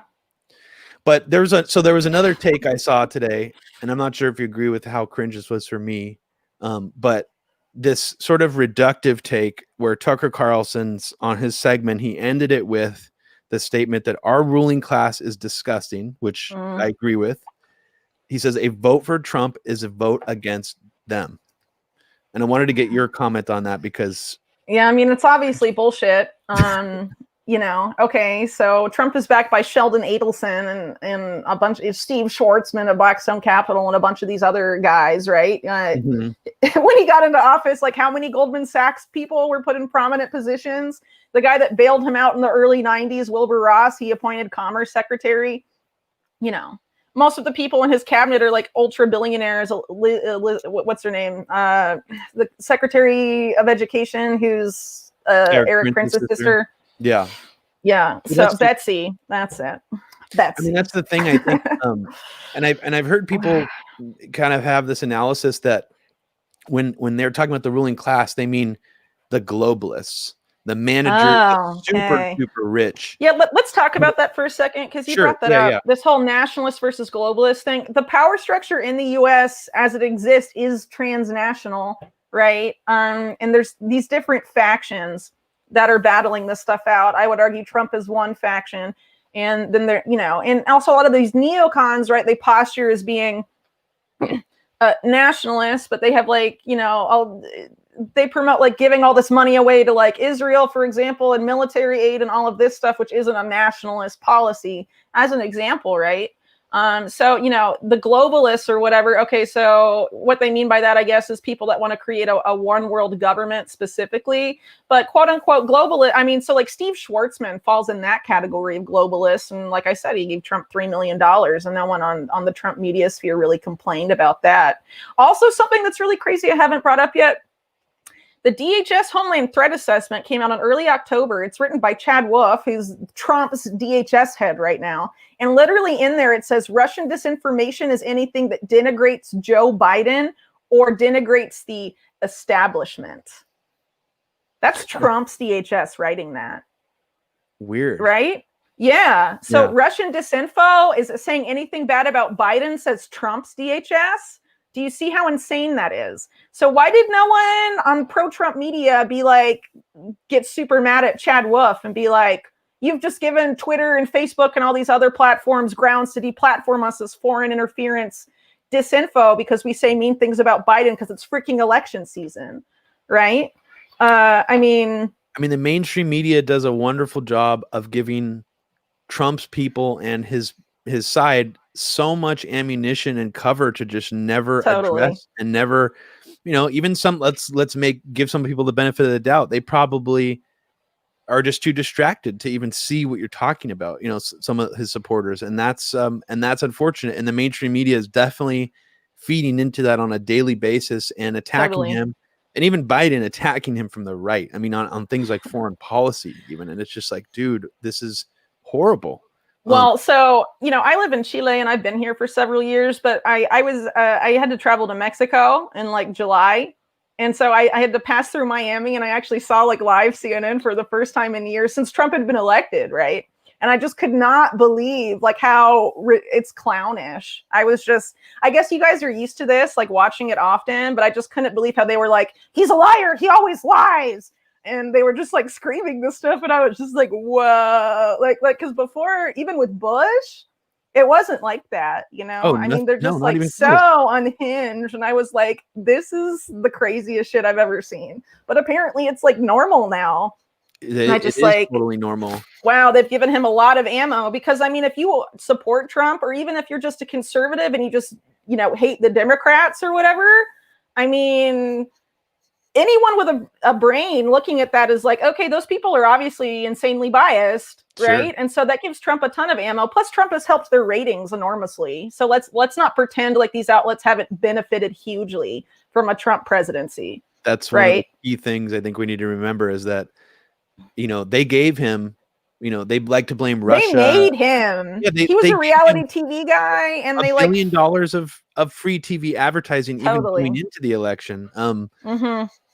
So, talking about how the establishment preferred Hillary, yeah, maybe that's partly true, but they gave Trump so much free airtime. It was pretty incredible. And I could easily see, as much as they act like they hate him now, Trump being given one of the biggest TV deals of all time when he leaves office. Yeah, actually, the Transition Integrity Project, which was full of never Trumpers, talks about him in a scenario where he loses or whatever, him setting up a Trump TV channel and then Don Jr. and all this stuff have their own shows. So I guess maybe they know something. I don't know, but I'm sure it would happen. Yeah, I agree with them there. I agree with David. Well, this is the point I tried to make to people, even when I talk to because I talk to audiences sometimes on both sides, right? And I try and make the point that Trump is a persona, right? It's like Ronald Reagan. Ronald Reagan was an actor, and the real president in the 80s was George Bush Sr., right? Yeah. You know, so like Trump was a reality TV host, and he goes and, you know, he has placated the people that would be most likely to like respond to government overreach and tyranny or whatever, to just sit back and trust the plan and all of this stuff, right? You know, I mean, he's definitely served a purpose, and he's a persona. And he's good at this particular rhetoric, this populist rhetoric, and also allowing, you know, the demonization of populism, which of course you can be populist on the left like Bernie Sanders, right, and a populist on the right like Trump has tried to style himself. And so what's been going on here, I think to a big extent, is like, oh, well, we're going to demonize Trump, and at the same time we'll demonize populism, right? So I think he's definitely helped the ruling class out, you know, in that sense. And it's worth keeping in mind, when Trump was bailed out in the early 90s by Wilbur Ross and those particular banks that bailed him out, they said, you know, they were asked, I think this was when Trump was in primaries for 2016, like in 2015, they were asked like, so why did you cancel so much of Trump's debt and just let him like, you know, not have to, you know, settle for bankruptcy without really having to do much? Because, you know, he stood to lose his entire business empire, his public persona and status and all of this stuff then, right? And they said, I'm obviously paraphrasing because I don't remember the quote, but it was something along the lines of, you know, he's more useful to us as a brand than a businessman, right? As a salesperson. And that's what he is now. Yeah. That's what he's been this whole time. It makes a lot of sense. And I completely agree with you there. And just a slight detour. I mean, I thought we'd be sitting here. I mean, we didn't plan this too far in advance, but I thought I'd be sitting here on election day thinking, oh my God, Trump has gone full QAnon. He finally did it. He may. And like, he could still do it, but I'm surprised he didn't go harder, to be honest. And I just want to maybe get your last comment, because this might be the end of QAnon if he loses, which I don't think he's going to, but if he does, I might be the end of QAnon. Although, you know, QAnon maybe they'll repurpose that shit. Yeah, there's going to be some form of it continuing, but the way that we see it now might end. And if you have any last words for QAnon, because of course, as you know, QAnon did speak about you a little bit. Last words for QAnon. Dead cat bounce, Whitney. Oh man. So what do you have to say to QAnon now? Do you have any final words if Q does not continue to post from his Q clearance position inside the deep state, or the counter deep state of Insider Patriots? Oh man. I don't even know where to start. I mean, I just think that was an insanely effective psyop to a huge degree. Obviously, the props for that go to Cass Sunstein, who's now advising the World Health Organization, oddly enough. Yeah, so last words for Q, I don't know. Fuck all y'all. I don't really know what else to say to them. I mean, seriously, what they've done is really bad. You know, now basically what we're seeing to an extent is efforts to by the Washington Post is the one that started this, efforts to sort of use QAnon as a giant straw man, and saying everyone who's a quote unquote conspiracy theorist is QAnon, even if you, like me, denounce QAnon as an intelligence run psyop. You know, there's these efforts to sort of lump everyone that's a conspiracy theorist in with QAnon. And the Washington Post had an article recently saying people that, you know, are questioning the COVID-19 vaccine, you know, like I just did a little bit ago, but my reasons are really legitimate, right? And we're based off of like concerns about, you know, the national security state being so involved and like pharmaceutical industry corruption. You know, they're saying people that ask those questions are QAnon, and what the Washington Post, they're like trying to paint it all with the same brush. Or right? COVID deniers. I mean, the circle keeps growing. It's like, I mean, that's and that's dangerous. one of the things on social media right now where you have to be really careful. And even, you know, there's got to be people self-censoring all the time without realizing it about what they're saying to question some of the dogma about COVID. Because like you said, you don't want to, like, I personally wouldn't want to come off as an anti-vaxxer, but I have the same concerns that you do, that you've just talked about. So it's like that. And I wonder how that plays out for a lot of people who want to have these discussions. I'm assuming a lot of people just don't post anything about it because they don't want to get their accounts taken away, or they don't want to be seen by their peers as someone who's a right winger or an anti-vaxxer. So there's all these layers to it. And I think you mentioned earlier too, that they're even saying Robert F. Kennedy Jr. is now. Yes, as QAnon, but he doesn't support QAnon. But that Washington Post article tried to frame him they didn't directly say it, but they tried to frame him as being linked to QAnon because, of course, if you know what QAnon believes, they have there's a very central role for the Kennedy family, right? Sure. And they think John F. Kennedy Jr. is still alive, but they don't talk about John F. Kennedy Jr.'s super cozy friendship with Ghislaine Maxwell. They left that one out. So, but they're basically trying to say, because Robert F. Kennedy Jr. is a member of the Kennedy family, and QAnon thinks the Kennedy family that RFK Jr. is part of QAnon. That's not good. I mean, basically, Robert F. Kennedy Jr., I don't really care if you agree with him or not, but basically his whole thing is trying to, speak out against pharmaceutical industry corruption, period, as it relates to vaccines, which is obviously a contentious issue. But if you actually listen to him, I mean, he's coming, you can tell he's coming from a good place, and he's not QAnon. He's clearly not QAnon. Okay, so it's a way of criminalizing criticism of the pharmaceutical industry, which is something we should all oppose. But, like I said, they're making it a giant straw man that they can just paint all these different groups they don't like or that are inconvenient to them with the same brush, and then just be like, you're all conspiracy theorists and we should deplatform you. And this is extra concerning because the FBI has labeled QAnon a domestic terror threat. So how long until anti-vaxxers or whatever get painted with that same brush by the FBI? Yeah. And what's interesting, Whitney, and I don't know if you saw this, but like some mainstream media, I think even Washington Post, was actually writing a pretty fair article about Robert F. Kennedy Jr., I think like 3 years ago, saying that he has changed his mind on Sirhan and thinks that his father was not, was killed by some kind of conspiracy. Yeah, by the CIA. He straight up said that earlier this year too. Mm-hmm. The Washington Post was actually letting that run pretty fairly. And because of his statements on COVID and vaccine, it's like the whole press has sort of turned against him really fast. So I find that interesting. It's not like certain conspiracy that he was dabbling in were totally shamed or shut down originally. It's like this was crossing the line. So that's interesting. But you did mention, I don't know if you mentioned it just now, but I think we should start talking about domestic crackdowns and what we could see, well, I don't know. Do you want to talk about the voting machines first because of the cyber attacks, or do you want to talk about potential? We can talk about what you just brought up first, because I think it's important. And I mean, if we don't get to the cyber attack stuff, it's fine. I can refer people to part 1 and 2 of my pretty lengthy election special, which was just me sourcing all of my election related reporting and some new stuff from over the past year. Or so, as it relates to cyber attacks and the effort to blame Iran, how all the people blaming Iran are basically Microsoft or companies set up by former members of Israel's NSA equivalent, Unit 8200, and they don't actually have evidence to blame Iran.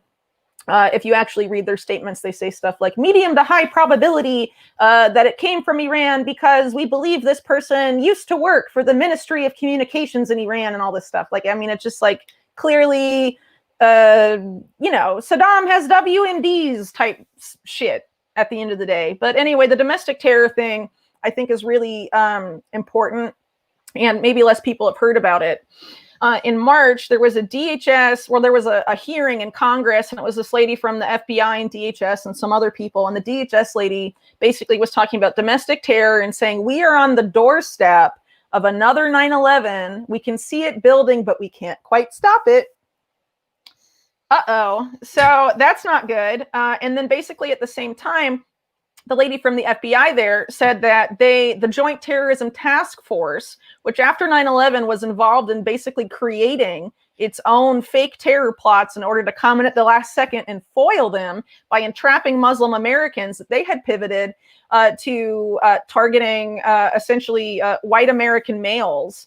And basically doing the same thing there. And then, of course, they cloak it in the same terms that they cloaked, the whole Muslim American targeting thing. And we know now, years later, that what they would do in those cases is pay informants thousands of dollars to go and find these largely emotionally unstable Muslim kids in different places in the U.S. and then pretend to be their friend and then goad them into these plots and stuff. And then the FBI would come in and foil at the last second and all this stuff. And that allowed the FBI to justify its ever-growing counterterrorism budget, which has never gone down. It just always goes up since 9/11. Right. Just really quickly, I want to mention that the NYPD also has in terms of domestic, non-federal anti-terrorism force, they have the largest group. And Michael Bloomberg, when he was mayor, actually used to send police informants into like over state lines into New Jersey to infiltrate mosques and then just to try to like radicalize everybody in the mosque and see who they could catch in the net. That's the kind of crap they used to do.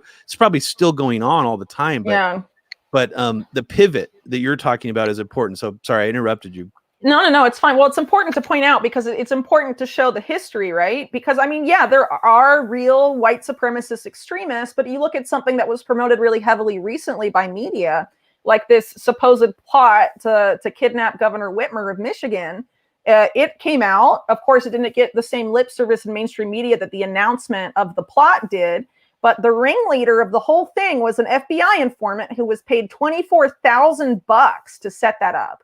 Okay. And this is after that hearing I just talked about in March, where they said they were pivoting and they were going to start targeting a new demographic now.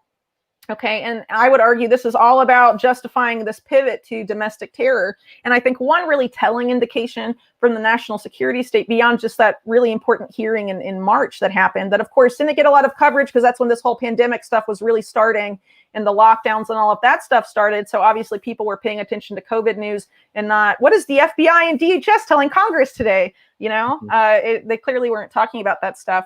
But, oh shit, I forgot what I was saying. Something important. Well, you were talking about the domestic terror crackdown because, I mean, one thing that's interesting is you go back to the Clinton era, and it did seem like the Clinton era was pivoting towards this is the threat. It's domestic, not necessarily white. Oh, I remembered now. But militia-based white domestic terrorists. Totally. And I think we're going to see a pivot towards some Oklahoma City bombing type narratives starting to come back up. And I think the Boogaloo Boys type thing is kind of like that. And it's important to point out a lot of the Boogaloo Boy members that have been arrested are active duty military. So don't think for a second they didn't have some sort of involvement with military intel or something like that wants this crackdown on domestic terror. Because there's this pivot. What they're trying to do is pivot from the war on terror abroad, foreign terror, to domestic terror. And that's why DHS was set up in the first place. That was always the end goal of DHS, right? Absolutely. Was domestic crackdowns. That's why it was created. Okay. I mean, that's why so many people rightfully thought that 9/11 was going to usher in a form of full-on totalitarianism domestically. I mean, a lot of people, and I believe we are still in that zone. It's just happened slower, and the frog has been boiled slower than we thought it was going to be. Right. Well, I think one of their main problems and what they wanted to implement after 9/11 is that there was actually pushback on some things that they wanted to implement that they didn't expect to have. So like mainstream media and groups like the ACLU pushed back really hard against like their main surveillance pre-crime anti-terror program called Total Information Awareness. And that ended up being dismantled pretty quickly. Right. But now you have a lot of the same elements of total information awareness being set up right now, a lot of it under the guise of COVID-19 response. OK, sure. And you don't have any outlets critically reporting on that. The ACLU isn't saying anything because they're justifying it as a public health thing. Right. One example of this that I talked about is this HHS is trying to make this nationwide wastewater surveillance system. And they say it's to predict COVID-19 outbreaks before they happen, and they can enable rapid containment of certain cities based on this algorithm analysis of people's crap or whatever. Gross. Right. But the company that makes it previously partnered with HHS to identify which communities were using illicit drugs. So they were using it for a war on drug application. To think they want to use that for something else is very alarming. And Total Information Awareness had this whole program called biosurveillance that involved that same thing. And it's a way to surveil what people are ingesting, basically. I mean, that's like super invasive surveillance stuff. And there was a lot of pushback against that type of stuff in 2004. But now, especially after Russiagate, where now the left, they're pundits on media. People like John Brennan, the CIA director, are pundits on left-wing news now, right? I mean, they've totally decimated the media, and they needed to do that, I think, in order to be able to usher in this stuff. But the thing I was going to say earlier that I totally forgot about, a really clear indication that this pivot has happened, is because for decades, the CIA every year, or the intelligence community, at the beginning of every year, has the worldwide threat assessment that they release. And it's the one time where all the intelligence community leaders testify to Congress about the big threats facing the US. Okay, and they've done this every year for decades. The first year they haven't done one was this year. And they said the reason, this is before COVID-19 really hit, right? Okay, this was like in February or maybe January, I can't remember, but they were saying, well, the intelligence community leaders don't want to make Trump mad. And so we're not going to testify this year. I mean, to me, that just sounds like bullshit. You know, oh, the CIA leader doesn't want to anger Trump. Okay, yeah. But anyway, what is interesting is that the Department of Homeland Security, which has existed since 2003, 2004, chose 2020 to issue their first ever Homeland Threat Assessment. So now we've moved away from the worldwide threat assessment from the national security state, and now we have the Homeland Threat Assessment. Why did DHS wait until 2020 to issue their first ever Homeland Threat Assessment? I think that's kind of telling, personally. Really quickly, I just wanted to interject that I believe the Department of Homeland Security was either started in very late 2001 or very early 2002, which makes it even stranger how quickly they set all that up right after 9/11. You know, like they acted like 9/11 was such a surprise, and then all of a sudden it's like, oh, here's a new agency. Well, and here's here's the thing about that. So the Department of Homeland Security, the legislation to create it existed months before 9/11 even took place. It was originally going to be called the National Homeland Security Agency, or NHSA. It was introduced by Mac Thornberry, who's still around, the Texas politician. He introduced that, I think, like in April or March of 2001. So it was just sitting there. That whole pivot to Homeland Defense was started in 1997 with the Clinton era National Defense Panel. And all these former CIA guys from the Phoenix program in Vietnam were the ones responsible for that pivot. Okay, which should tell you a lot if you know what the Phoenix program was. And there was this huge push for it. And so you had all of and even like the first research and development centers for DHS were set up in the beginning of 2001 before DHS even existed. And then after DHS is created, they create these think tanks that were already around and acted like no one would notice, right? Like Answers Institute for Homeland Security was their first R&D center. And they were set up first in 1999 by a former deputy director at the CIA. And then not officially launched until April 2001. And then they sponsored Dark Winter, right? And then they become the DHS think tank right after DHS is created.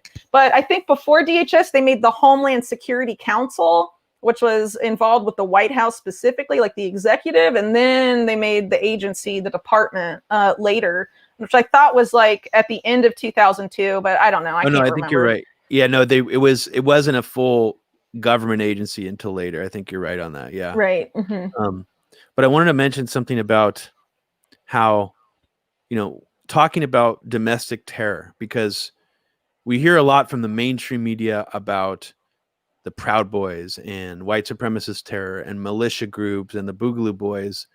And then from Trump's side, we hear a lot about Antifa. They're trying to classify it as a domestic terror organization. And regardless of how you feel about Antifa or even BLM, I think most people listening to this have to acknowledge that that sort of classifying all these groups as potential terror groups, including the right-wingers, all together creates a dangerous scenario that makes this totally you're talking about much easier than it would have even been after the Oklahoma City bombing, because really that was just one incident. It was a kind of a one-off. And there weren't all these groups going out into the streets at the time, on both sides. And one interesting aspect of this is I feel like, QAnon has caused some of this maybe, but I feel a lot of these people are sort of smoked themselves out and made it really easy to make themselves identifiable by the feds. And maybe that's a naive perception, because with Silicon Valley and Google and all these things, I'm sure all this data is already being tracked. All these people are probably already on a list, but I feel that this is sort of exposing them all, especially a lot of the right-wing militia groups. And, just something else I'll throw in there is that a lot of those people are not into wearing masks, but I would say that wearing masks when you're going out on the street carrying a loaded gun is probably a smart idea, so that you're not put on a list of some kind, you probably already are. But I think that that's a really interesting scenario here. Is it's like all these people have essentially stepped out into the limelight to say, here I am, and I am a person who's willing to go onto the streets with a loaded gun. And this is something that I find really interesting about the Trump era is a lot of people, I think, are under the delusion that because Trump is empowering these people rhetorically, that the federal government is okay with it. But I think at the end of the day here, the feds are not happy. They're not going to allow a bunch of roving militias onto the streets. This is not, the 1800s or early areas of colonial America when maybe that would have happened. This is going to be, I think it's really going to turn around and bite everybody in the ass, including, any BLM or Antifa people who think that somehow Biden is not going to turn in on them as well.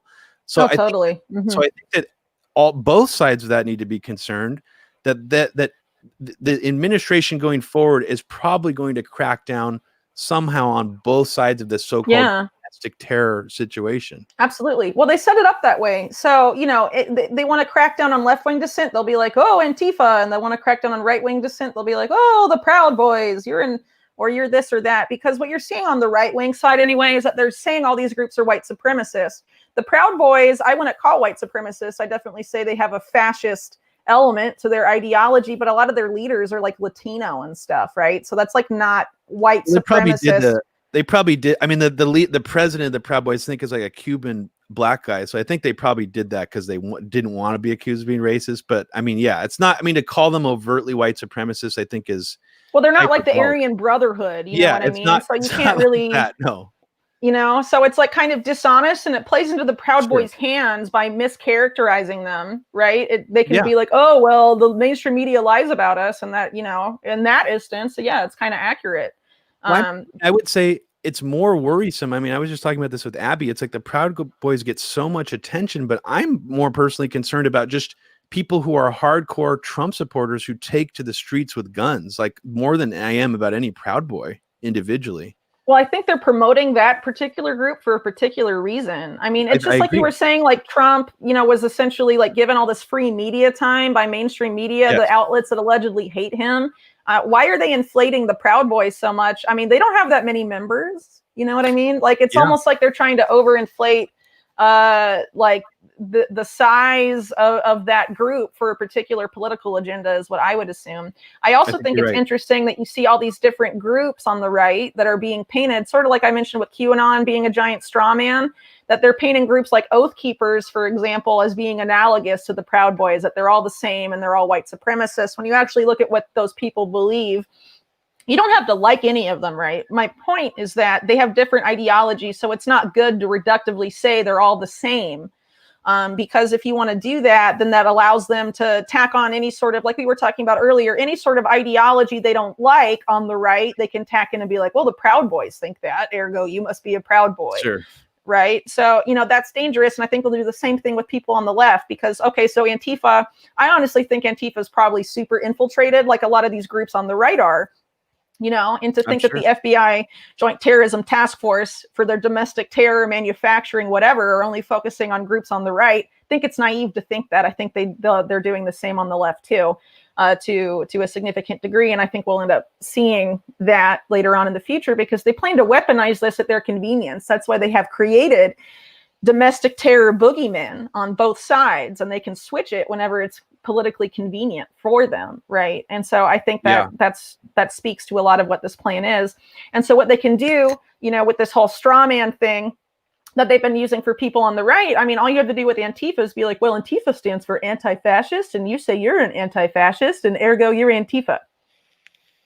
Right. So, it's a blurry line. And obviously, DHS doesn't have your best interests at heart, and they don't give a flying fuck about free speech or any of that stuff, whether you're on the left or the right. And, this is just a really dangerous precedent to basically have this set up for a war on domestic terror. And so basically how they've set this up thus far is to make people on the left think that this type of crackdown on domestic terror is in their best interest and it's a good thing.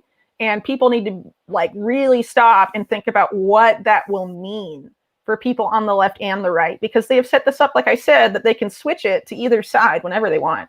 So, okay, yeah, they finished quashing down on right-wing terror at some point. Well, they'll flip it on the left. And historically, these groups, the national security state in the US, you look what they do abroad. What kind of groups do they go after? The leftists. like just look at Latin America, Operation Condor, all the stuff in the 80s. Who were they going after and killing? What dissidents, civilian dissidents, were they going after and killing? It wasn't people on the right, it was people on the left. So don't think this domestic terror apparatus dreamt up by the same people that brought you the Phoenix program that was exactly that in Vietnam, thought this was not going to target the left at some point, right? These people always have planned to target the left, so we shouldn't be cheering it on. And I think also one other interesting thing is I noticed that conspiracy-minded type people who are, critical thinkers, a lot of them have gotten really absorbed into this narrative that somehow what's happening right now with all these so-called domestic terror groups is a color revolution somehow sponsored by oligarchs like George Soros, and it is a plot to undermine Trump. And it's like, a lot of it's sort of characterized as a foreign plot, like it might even be Chinese or it might be these foreign oligarchs. But I think people need to go back to a more classic conspiracy paradigm. It's not a conspiracy paradigm, it's sort of a ruling class paradigm, which is the Hegelian dialect of problem, reaction, solution. Right. I mean, imagine that framing over what we're talking about right now. And I think you can sort of see how a lot of this could play out for the domestic ruling class agenda to basically grab more power. I mean, I think we're really getting sort of distracted by this idea that it's some kind of color, looking at it in those color revolution terms, when in reality, it could be something just much more simple and an extension of the plans that were already put in place after 9/11 and with the Department of Homeland Security, everything you just said. Right. No, I tend to agree with you, but I think it's worth pointing out that, George Soros does fund shit. Of course. And he has funded. Well, some people are like, you say George Soros is anything bad and you're an anti-Semite conspiracy theorist. And it's like, no, the dude did fund regime change in other countries, and the Open Society Foundations has done bad stuff. And he does throw money around to certain organizations. And I think, honestly, that allows people on the other side to point the finger and be like, all of those movements are bad just because they got money from that. I mean, it plays a role in this whole ruling class thing. It's worth pointing out, ruling class people, whether they're billionaires on the left or the right, I mean, they want to screw everyone beneath them over anyway, right? So, so the Silicon Valley billionaires are described as being leftist too. And look what they spend their money on, and look at the world they're trying to create right now, and they're on the left. Okay, so it's just more of sheep herding people into the left, right, the Democrat Republican paradigm until the end of time. But at the end of the day, I mean, basically what these people want is to protect their interests. And I think, oh, sorry, my alarm's going off because I have to get my kid. Well, okay. No, it's fine. 1 second. Okay. But no, we can wrap up. I mean, I feel like we probably hit on most. Well, I have 15 minutes. Okay, good. Okay. Yeah. So I forgot what I was saying. No, it's fine. I mean, basically, what these people want to try and do. 2016. A lot of people realized the system was rigged that hadn't realized that before, whether it was through the DNC primaries or whatever. And I think a lot more people know this time. And, the whole tactic of vote for him because he's not the other guy is only going to work for so many elections. And things are getting so, in terms of economics alone, so unequal. I think these people at the top know that they can only perpetuate this stuff so long. And to think these people don't plan amongst themselves how to maintain power and control, in a system that's increasingly unequal, when people are about to be evicted in mass and there's mass unemployment because of what's happened this year and all of this stuff. Yeah. I mean, these people, whether they claim publicly, like George Soros publicly is on the left, and people I don't know, Sheldon Adelson's on the right, or Paul Singer or whatever, what they ultimately care about is being able to maintain their extreme power and control at the expense of the rest of us, right?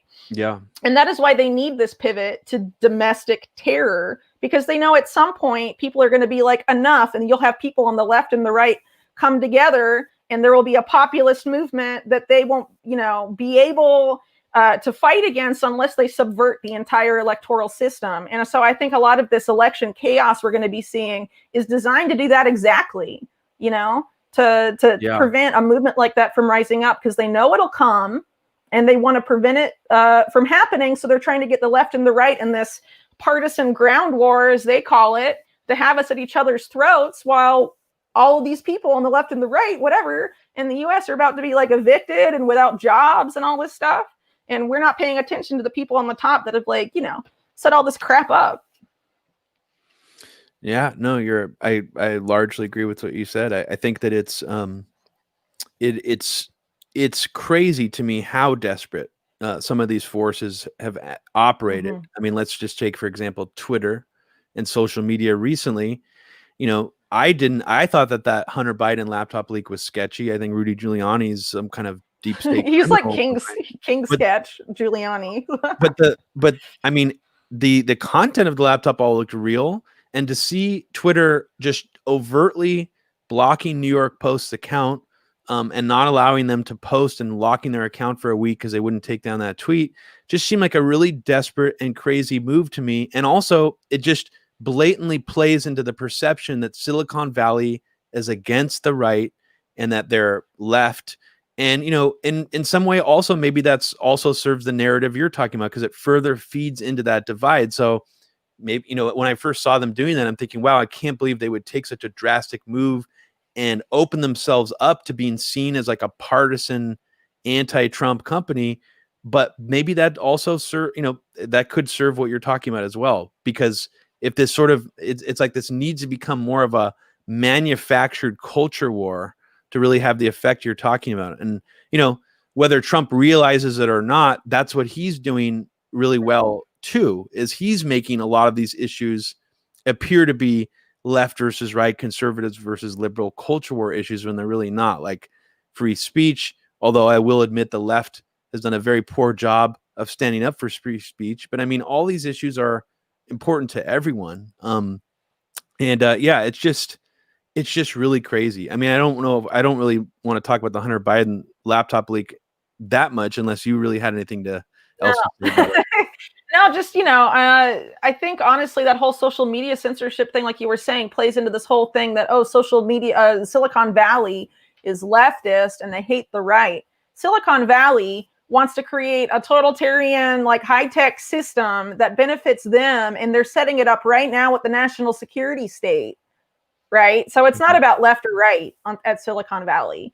What they care about right now, if you actually listen to Silicon Valley leaders, is maintaining global military and economic hegemony in the age of AI, which they say is imminent, right? So all they care about is that. And Eric Schmidt said, like 2 weeks ago, we have to win the arms race in AI at all costs, right? That's scary rhetoric to hear from a guy like that with a lot of pull in Silicon Valley. We have to win the AI war at all costs. The way to win the AI war, per these people, is to totally remake the American economy so it revolves around these fourth industrial revolution technologies, robots in warehouses, artificial intelligence, automation, all of this stuff that leaves very little space for most jobs in the US, right? You know, it's really dangerous if we think about it. So to sort of, you know, obviously if there was, you know, an honest discussion of this stuff, people on the left and the right would be like, no, let's not do this, okay? But we can't do that. So basically what they're framing it as, you know, a left-right issue. Silicon Valley is full of leftists, and it's, you know, they're all about cancel culture and all of this stuff. And we're not talking about how they've teamed up with the national security state to screw us all over.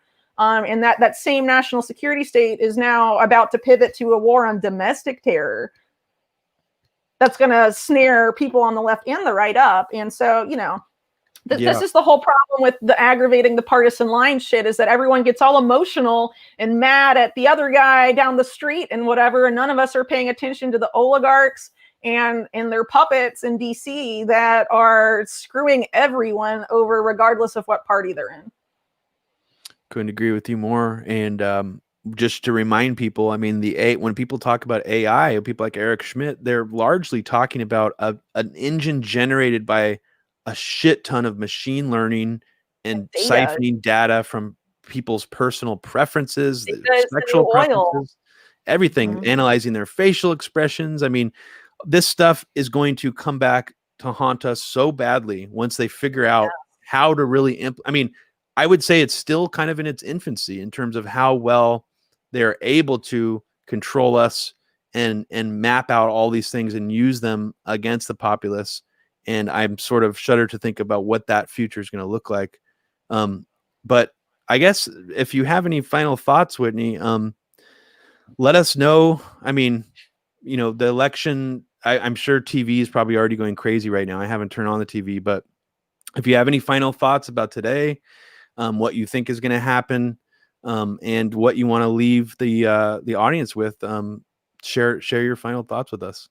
All right. So I think there's going to be at some point some push to criminalize some sort of alleged foreign interference that they're going to blame on some sort of adversary state of the US, or maybe all of them. I mean, a lot of the countries thrown around, North Korea, Iran, China, and Russia, they could throw all four at us or whatever and say they interfered in the election in different ways and use it as a push for war, whether that's Biden or Trump. That's something I think we need to be really careful about.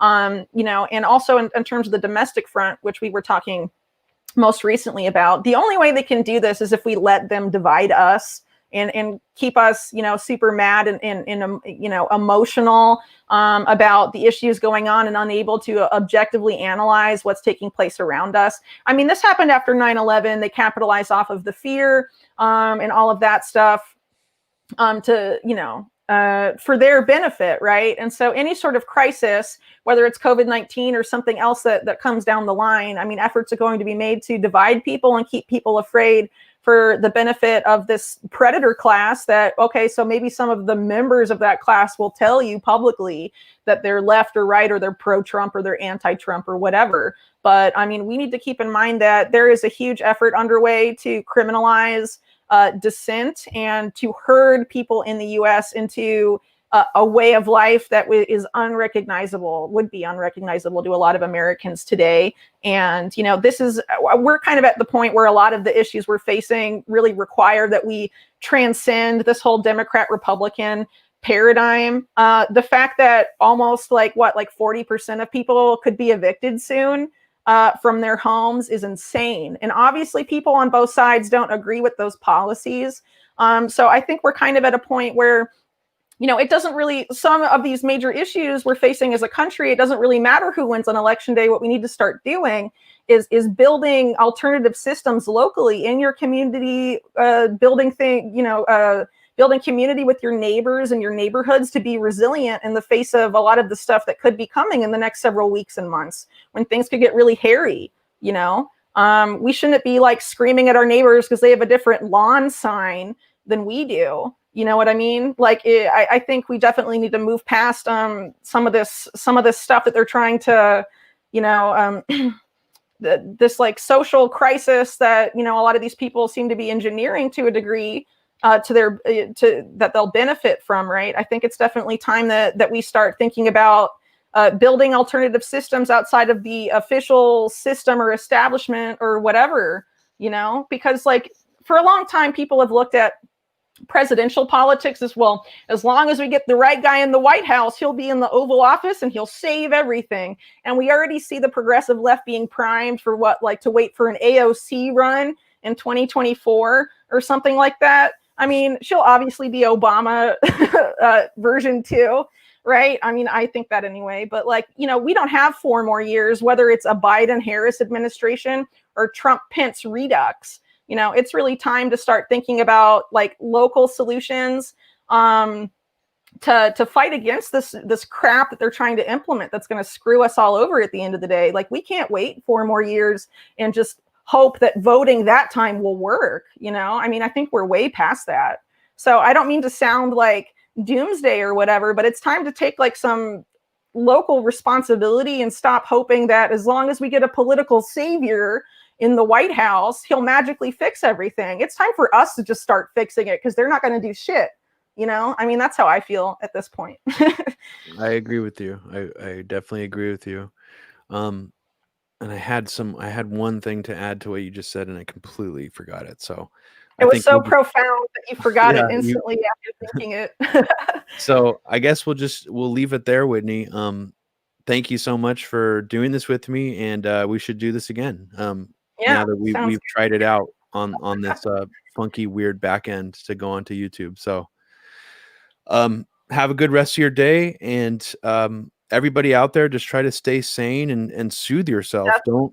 Don't overload yourself with media, and I even include alt media, because not everybody has. Bad these days. Yeah, I mean, I not hate to everybody has the interest of lowering the fear levels and actually trying to get you to chill out. There's a lot of clickbait out there. Just take care of yourself. That's what I for would real. recommend for today. And Whitney's right. The president's not going to save us, no matter who they are. There's a lot of screwed up things in this country. And also, if you do alternative media and you're interested in it, do not rely on any Silicon Valley company solely. Maybe use it to supplement building up your audience and supplement your platform, but have a backup plan. Have your own website like Whitney does. Have your own mailing list. Even collect physical mailing addresses for people the old school way and send out a physical newsletter. Silicon Valley companies can't stop that. So there are other ways around this, but I think it is the end of an era, really, Whitney. And I think we all need to really wake up to the fact that we cannot count on these so-called democratic platforms to actually get our alternative information out there. So thanks, Whitney, again. And people can check out what you do at unlimitedhangout.com. Yeah, if you go to unlimitedhangout.com, you scroll to the bottom, you can sign up for my mailing list. Yes. Which I recommend you do. I don't know how long I'll be on Twitter, but I also have a Telegram channel if you use Telegram. I basically now I'm posting articles, interviews, and also tweets. If I get taken off of Twitter, I'll just tweet there probably. And some other links are there. I recently posted on my Twitter before. I expect to be deplatformed at some point, like a link tree, which is like you click it and all the different ways you can follow my work or support my work are on there. So I also have a channel on Rockfin for people that don't know. Like a lot of people on the left and the right are using that sort of as a YouTube alternative, but you can post podcasts, articles, other stuff. People like Jimmy Dore, Graham Elwood, Convo Couch, all of those people are on there, and so am I, right? So you can follow all of us on there if you're interested. So, that's about all I have for plugging my stuff. Why don't you give out your Patreon? Don't you have a Patreon account as well? Oh yeah, I do have a page. I mean, you can just search for me and my face will pop up. But apparently Patreon may start deplatforming people, so we'll see what happens there. But for now, you can support me on there if you'd like, and I would, of course, greatly appreciate it because, there's not a lot of, people trying to report the stuff I cover anymore. Anyway, a lot of people have been really, unfortunately, I feel like independent media, not you, Robbie, of course, but some other people have really dropped the ball over the past several months in terms of reporting stuff that really matters instead of stuff for clicks or stuff that will keep them from being deplatformed. Sure. Right. So, but I really appreciate the work you do. You're a true visionary in this world of alternative media, and we need more people like you. Nice. Okay. Thank you. I mean, you're doing really unique work, Whitney. So thanks again. And take care of yourself. All right, you too, Robbie, and thanks everyone for tuning in. Yeah, thank you. Sorry we didn't get to your questions today. I'm still trying to. We need like a third party. So if anyone wants to volunteer, Furious, if you want to do it again. Yeah, we'll do the questions another time. Okay. All right, everybody. Have a good day. Bye. Thanks. Bye.